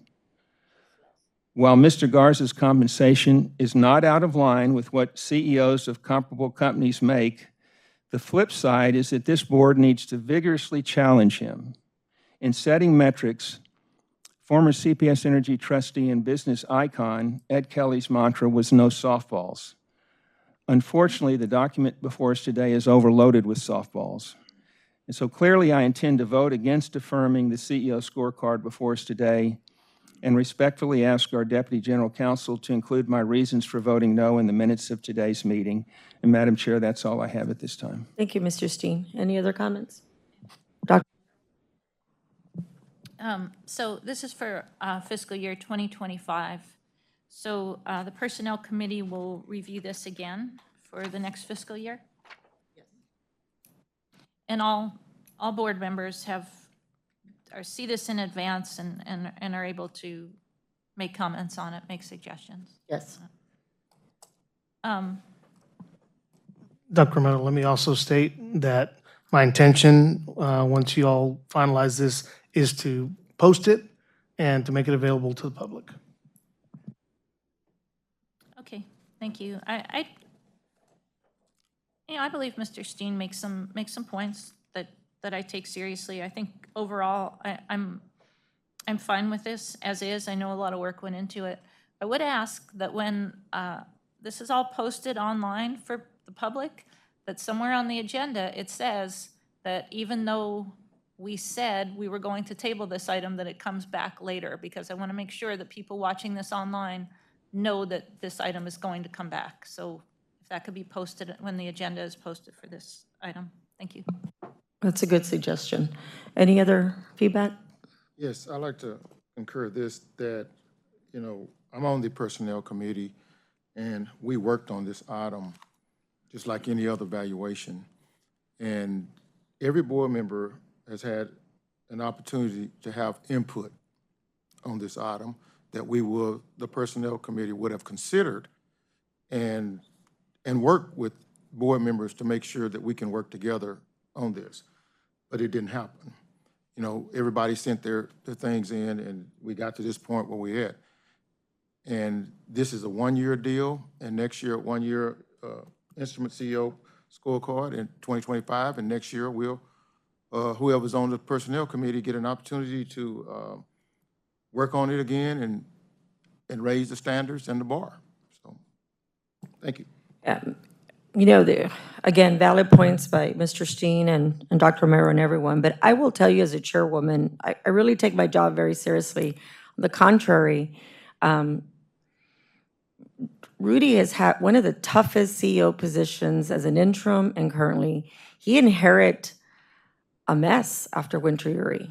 We have done so much as an organization and collectively as a board to arrive where we're at today. Today, someone passed.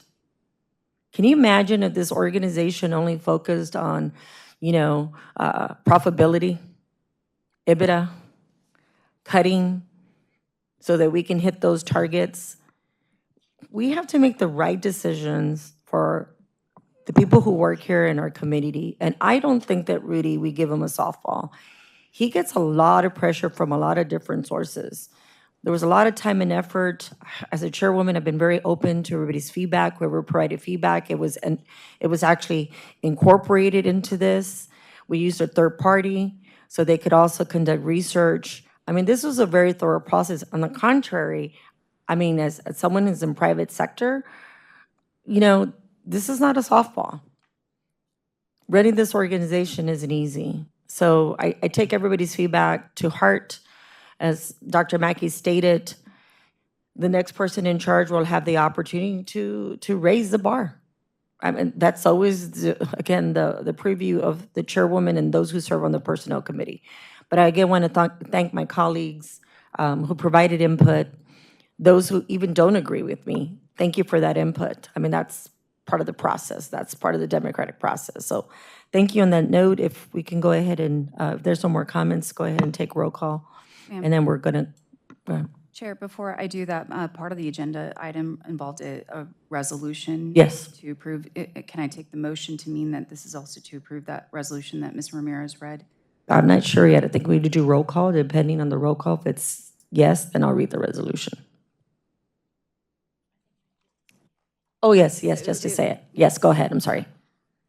With so many experts on the board, I don't know who to listen to now. I gotta include the resolution, please. So the resolution supporting fiscal year 2025 CEO scorecard and metrics, whereas CPS Energy is a municipally owned utility of the city of San Antonio, and whereas section 1502.070 of the Texas Government Code provides that powers and duties of the CPS Energy Board of Trustees is determined through the proceedings of the city of San Antonio and its bond ordinances, and whereas these bond ordinances vest the management and control of CPS Energy with the Board of Trustees and provides that the board may appoint a president and CEO. And whereas the CPS Board of Trustees has consistently appointed a president and CEO to develop the strategic direction and provide for the overall management of CPS Energy's operations. And whereas the CPS Energy Board of Trustees has created a personnel committee which is charged with managing the performance of the president and CEO as the Board of Trustees' sole employee. And whereas the Personnel Committee Charter directs the committee to report to the board the appropriate CEO performance metrics consistent with CPS Energy's long-term vision and strategic objectives. And whereas the Personnel Committee establishes a CEO scorecard each year, which represents the CEO performance metrics that align with the CPS Energy enterprise measures and strategic objectives. And whereas the enterprise measures have been developed in consultation with third party to identify considerations, challenge assumptions, and comparative benchmarks. And whereas for this fiscal year, the Personnel Committee utilized the enterprise measures validated by H. Bailey Group, LLC, and the established Vision 2027 strategic plan to develop the FY 2025 CEO scorecard. And whereas the Board of Trustees provide feedback to management in the development and establishment of these enterprise measures each year, and whereas the FY 2025 CEO scorecard drives the Board of Trustees' expectations for the president and CEO, which then translates to the organization's performance. And whereas this year, the Personnel Committee has reported the appropriate CEO performance metrics for President and CEO, Mr. Rudy D. Garza, to this board with the FY 2025 CEO scorecard, and has offered an opportunity for input and feedback from all board members. Now, therefore, be it resolved, CPS Energy Board of Trustees confirms and supports this process and affirms that the FY 2025 CEO scorecard is the means to measure the performance this fiscal year of the CPS Energy President and CEO, Mr. Rudy Garza.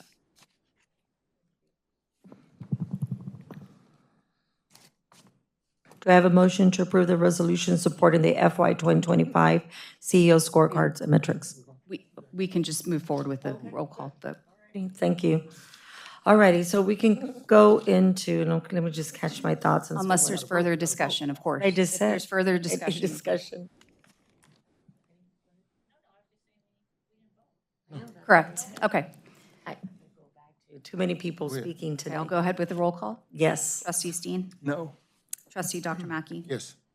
Chair Gonzalez? Yes. Vice Chair Dr. Romero? Yes. Motion carries. Thank you. Jesus. Again, apologies to the community. It's just everybody's an expert nowadays with Robert rules, so we can go ahead and go to the next item. We can go ahead and go to item number 11, which is review the action items. Can you please? Yes. You want to go ahead and go over the reviewed items? I know there was a lot to cover. First, Trustee Steen had asked that we add TCOS to the glossary of terms. Chair Gonzalez, you requested a summary breakdown of what the Evolve program encompasses and to be sent to all the trustees. Trustee Steen, you'd asked when we mentioned the increase in the federal poverty level that we note the term. Trustee Steen, you also asked that we include the net income plan to the main presentation going forward, and that was slide 22 of the quarterly update. Dr. Romero, you asked that we consider including the wins related to our efforts regarding past due amounts. And Trustee Steen, you requested to include comments and minutes for agenda item number 7. And then another key point that Dr. Romero made was that make sure that with the scorecard, once the metrics are published, that we also make a note that this will come back as a future agenda item. Is that correct?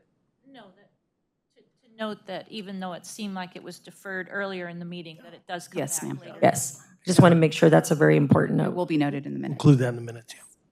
Did we leave anything out? Because there was a lot of discussion. Are we good with those items? I asked for some things, but I think, are you just taking it that Rudy Garza said no, so that's... Trustees too as well. All right. Yeah, for the record, the chairman and the vice chair. What are you speaking of, Ms. Gonzalez? You wanted us to have Councilman Mr. White's data?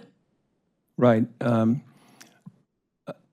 I hear what you all are saying. I think it would be useful, Mr. Garza, if you wanted to take, and an assistant to Councilman White has done a lot of work on this, and if you wanted to take that and verify it and make sure it's right, that would be actually a good thing. And I ask you again to include that in future discussions. Here's what I will agree to. I'll get my staff to put together information that we'll feel comfortable with, and we will share that with the board on as to comparative, income levels, by community. I'm not going to do that every meeting, but I will be glad to put an analysis together and to share it with the board. Thank you. And just a suggestion, maybe you could take the top 10 most populous cities in Texas. Let's look at all 10. You're nodding your head, so I take that as a yes. Point of order here. I'm not comfortable with this going directly to the board.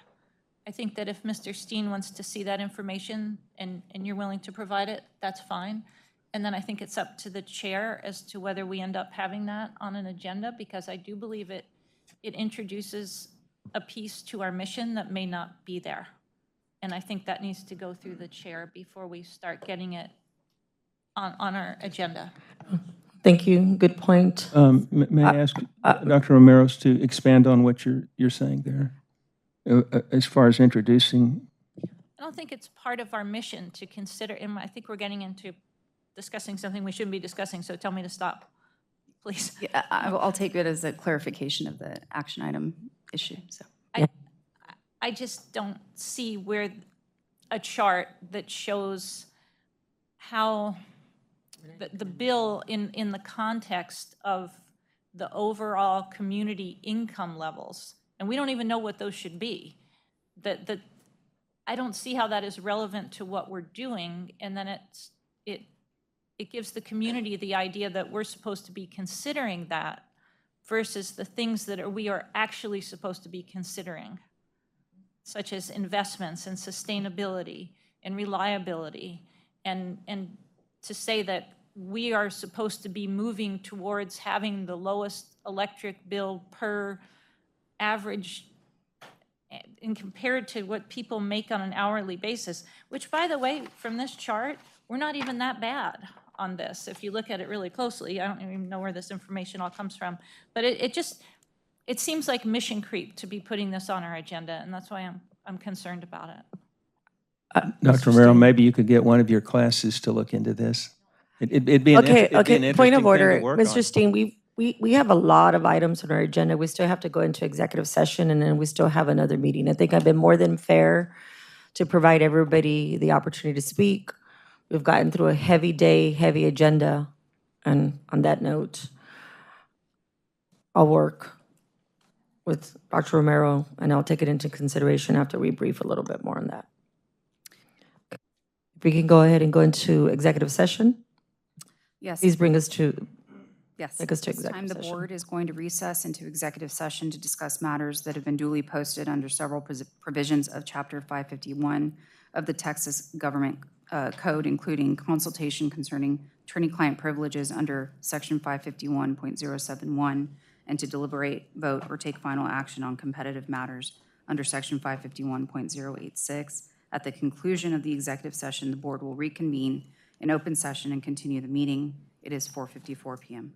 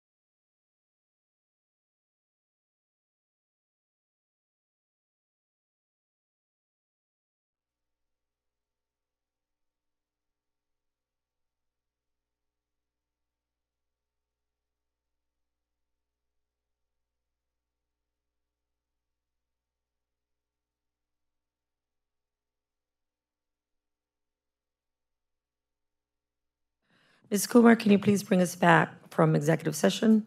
Yes, it is 5:31 PM and the board has concluded executive session. I can confirm that there were no votes taken and no matters were discussed that were not part of the posted agenda. We do have a quorum. All members are present, or all members except one, excuse me, are present. Does the board have any questions or comments?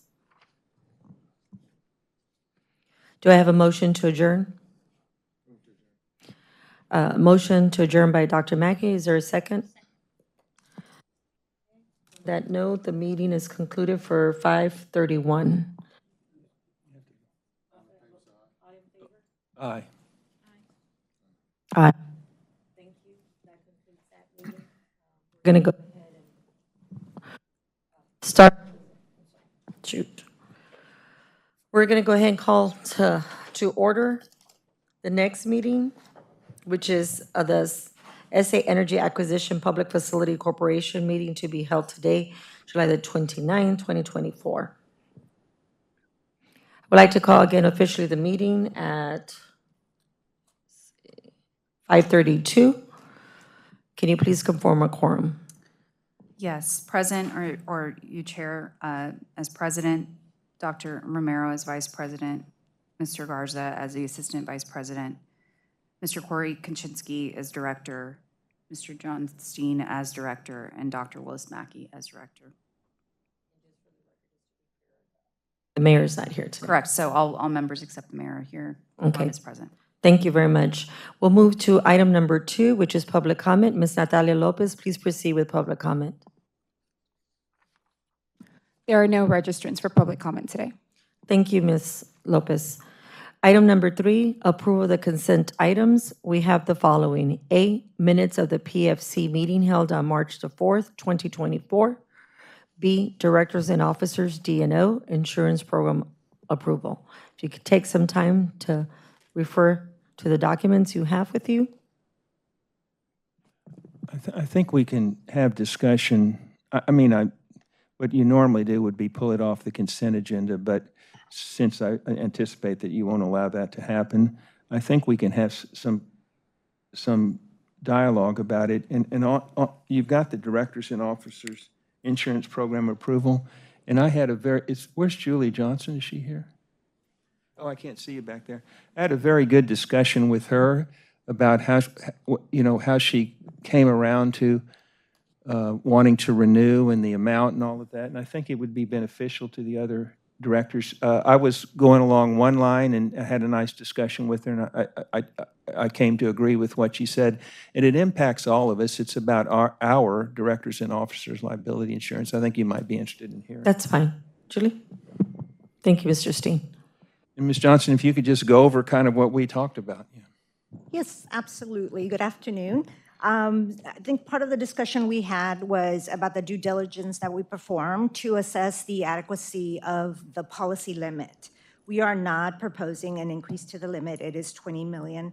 Obviously, there is a slight decrease in the annual premium, but I had a good conversation with Trustee Steen about that due diligence that we performed. So we work with an external broker, an insurance broker. Marsh is the name of the company. You might have heard us mention them before. And so what they do is they have a benchmarking study that they perform. And so they have a pool of power entities that they kind of query for us. And they came back and they gave us their assessment of where the adequacy is of that $20 million. And they basically said that it is above the median of that benchmarking pool. And so that was one of the things that we considered. I also mentioned to Trustee Steen that obviously the PFC is winding down. There's 3-4 years left in that entity. And so the total assets of the company have decreased significantly. I think when we started, we were at about $750 million, and I think we're at about $150 million now. So I think your exposure is obviously lower. And so I think that is something that we consider also. I began in thinking about it, was thinking that we'd gotten $20 million of coverage back in 2008. And so I was just saying if we applied an inflation factor to that, that would mean that the equivalent of that, doing that today, would be $30 million. But I didn't know about the winding down or didn't think about it. I thought that was interesting, that we're dealing with a much different, but back in in car 2008, insurance. 700 million. value. Today, 150 million, continuing to wind down. And then you also mentioned to me about the statute of limitations, which was interesting. Yeah, I think one of the things that Marsh suggested that we consider is because claims have a statute of limitations, you go back a few years and consider what the total assets were at that point. And so I just, as an example, I provided like 4 or 5 years ago, the assets were $350 million. So half of what they were, when we set the $20 million limit. So it's significantly lower. And I think all of that together in consideration justifies it not decreasing it, but just maintaining it at the 20 million, considering that we are winding down. And that involves a reduction in premium, Yes. just staying where we are, which is unusual, right? It is. It's grandfathered, most likely. Well, no, I mean, I think it went just slightly down, which is interesting because of where the industry as a whole is going. They did mention that to us, but I do think it has to do with this being a very kind of stable transaction. There's not many changes from it from year to year, and the fact that it's in the winding down steps. Rudy has some comments. Well, if I'd like to make a motion, if that's okay. Can I move approval of the consent agenda? If there's no other comments. Didn't somebody motion or not? No? Okay. You went straight into speaking. Okay. Yes. There's a second. Second by Dr. Romero. Go ahead. Okay, doing roll call. Mr. Steen? Yes. Dr. Mackey? Chair Gonzalez? Yes. Dr. Romero? Yes. Mr. Garza? Yes. Mr. Kaczynski? Yes. Motion carries. Thank you. Now we'll move to regular agenda. Agenda item number 4, PFC audit results by Mr. Andrew Crouch from KPMG. Mr. Crouch, please proceed.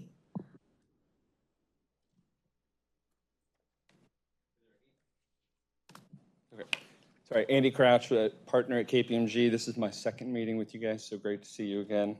I'm happy to be here. So for the PFC audit, just want to walk you through a few things before we get into the agenda. We had a very successful audit that finished timely, and it was actually issued on Friday of this last week with an unqualified opinion, and we'll walk through some of the details with that. But I do want to thank management because everything came to us timely. Our coordination with our team is fantastic, so we were able to get it done actually a little bit sooner than I thought we would. So thanks to management and our team. Okay, so overall, like I said, there's no outstanding matters. These slides were made last week because we issued the audit on Friday. Auditor's report was unqualified, and we have it included in the back of the presentation. I'll walk you through it, but there are no significant findings in that audit report to talk about. We'll talk more about, there's one uncorrected misstatement, but it was consistent with, I think, the last year or two, and I can get in a little more detail about that. But there were no corrected misstatements as part of the audit this year. These are required communications, and it's basically an agenda for things we'll talk about here in a little bit, but there's nothing significant that we need to report to the group today. We'll walk through the uncorrected misstatement like I talked about, significant accounting estimates, and then we'll talk about disclosures, but most of those you'll see are consistent with what we've talked about in prior years. And again, on the next slide, there's nothing significant here on consultations or illegal acts of fraud that we came aware of to report today. And we'll walk through the written communications and independent slides later in the presentation. So just to hit on this, and again, this uncorrected statement is consistent with prior years. And just to level set, we provide this information for any uncorrected misstatements that are 5% of something that we consider material. And so we have a material mark that we think that would actually impact the financial statements. Anything above 5% of that is what we just are required to report to the board here. And so that's why it's on here. It's a non-GAAP matter, which is not unusual. Honestly, most companies I see multiple non-GAAP matters. But this is one where the company elected an accounting policy in 2007. They've had it ever since. And in 2027, when this agreement's up, it'll roll off. And this amount that you see will just keep going down over those next few years.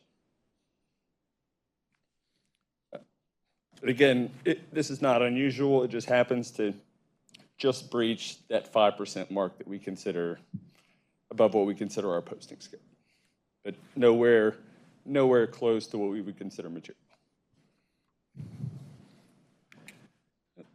Again, like I said earlier, we've included the auditor's report here that was attached to financial statements. There's nothing unusual or unique here, and it's an unqualified opinion. And with that, I'm going to let Logan take over for a minute. Thanks. Good afternoon, everyone, or almost evening now. I'm just going to talk about the last couple slides here, our significant accounting estimates. Management does have one. It's the fair value of commodity swap derivative instrument. We did perform audit procedures over this and engaged a KPMG valuation specialist, all of which we came to the conclusion management's fair value was appropriately accounted for and all material matters were disclosed.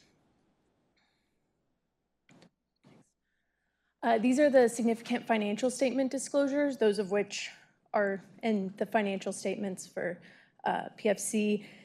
And we haven't identified any matters here to note. All of our audit procedures that we performed concluded that all of these matters listed were appropriately accounted and disclosed in accordance with GASB and other applicable regulations.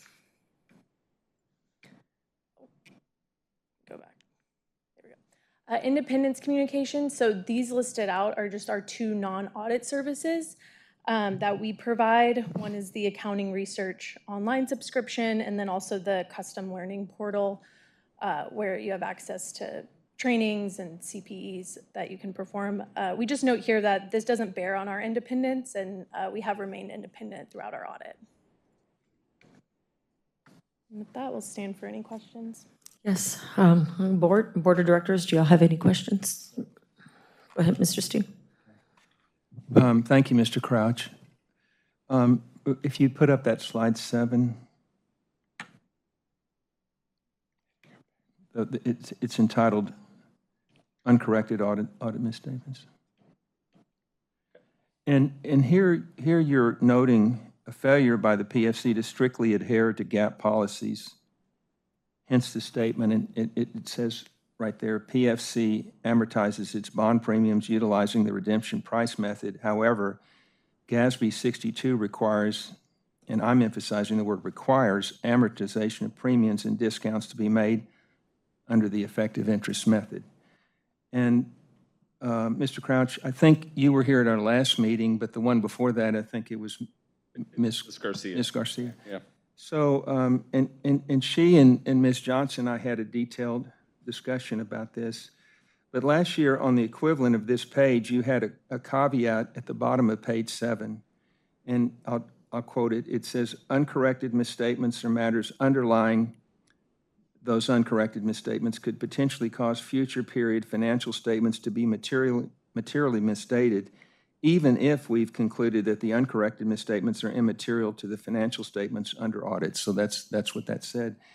And unless I'm overlooking something, this warning is missing from your presentation today. And the question I have is why? What's changed? Well, the reason I was able to, or was okay with taking it out is because we know the impact it's going to have over the next 3 years until 2027. And I know that impact could not be material, given that the agreement winds up in 2027 and what's left. There's no way it could ever reach what we consider material. And so the bottom line is that this year and the last couple of years, CPS Energy staff and our outside of auditor have disagreed on this, but we're assured that it's okay because though it's more significant than de minimis, it's not considered material. Did I state that correctly? That's absolutely correct. Okay. Now, I'm just speaking for myself and how I approach my duties and responsibilities as a director of this corporation.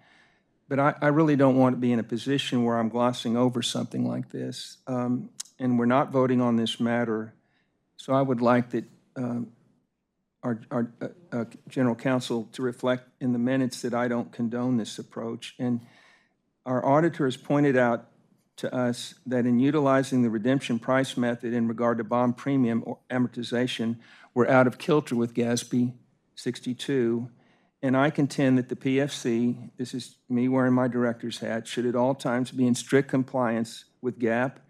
And of course, that's generally accepted accounting principles broadly, and with GASB, and that's Governmental Accounting Standards Board 62 specifically.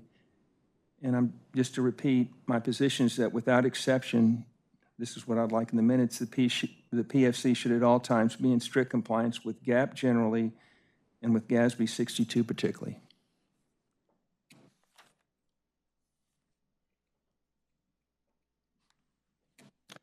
And you don't have to comment on that. That's more me just wanting to put that in the record. Thank you. Any other questions?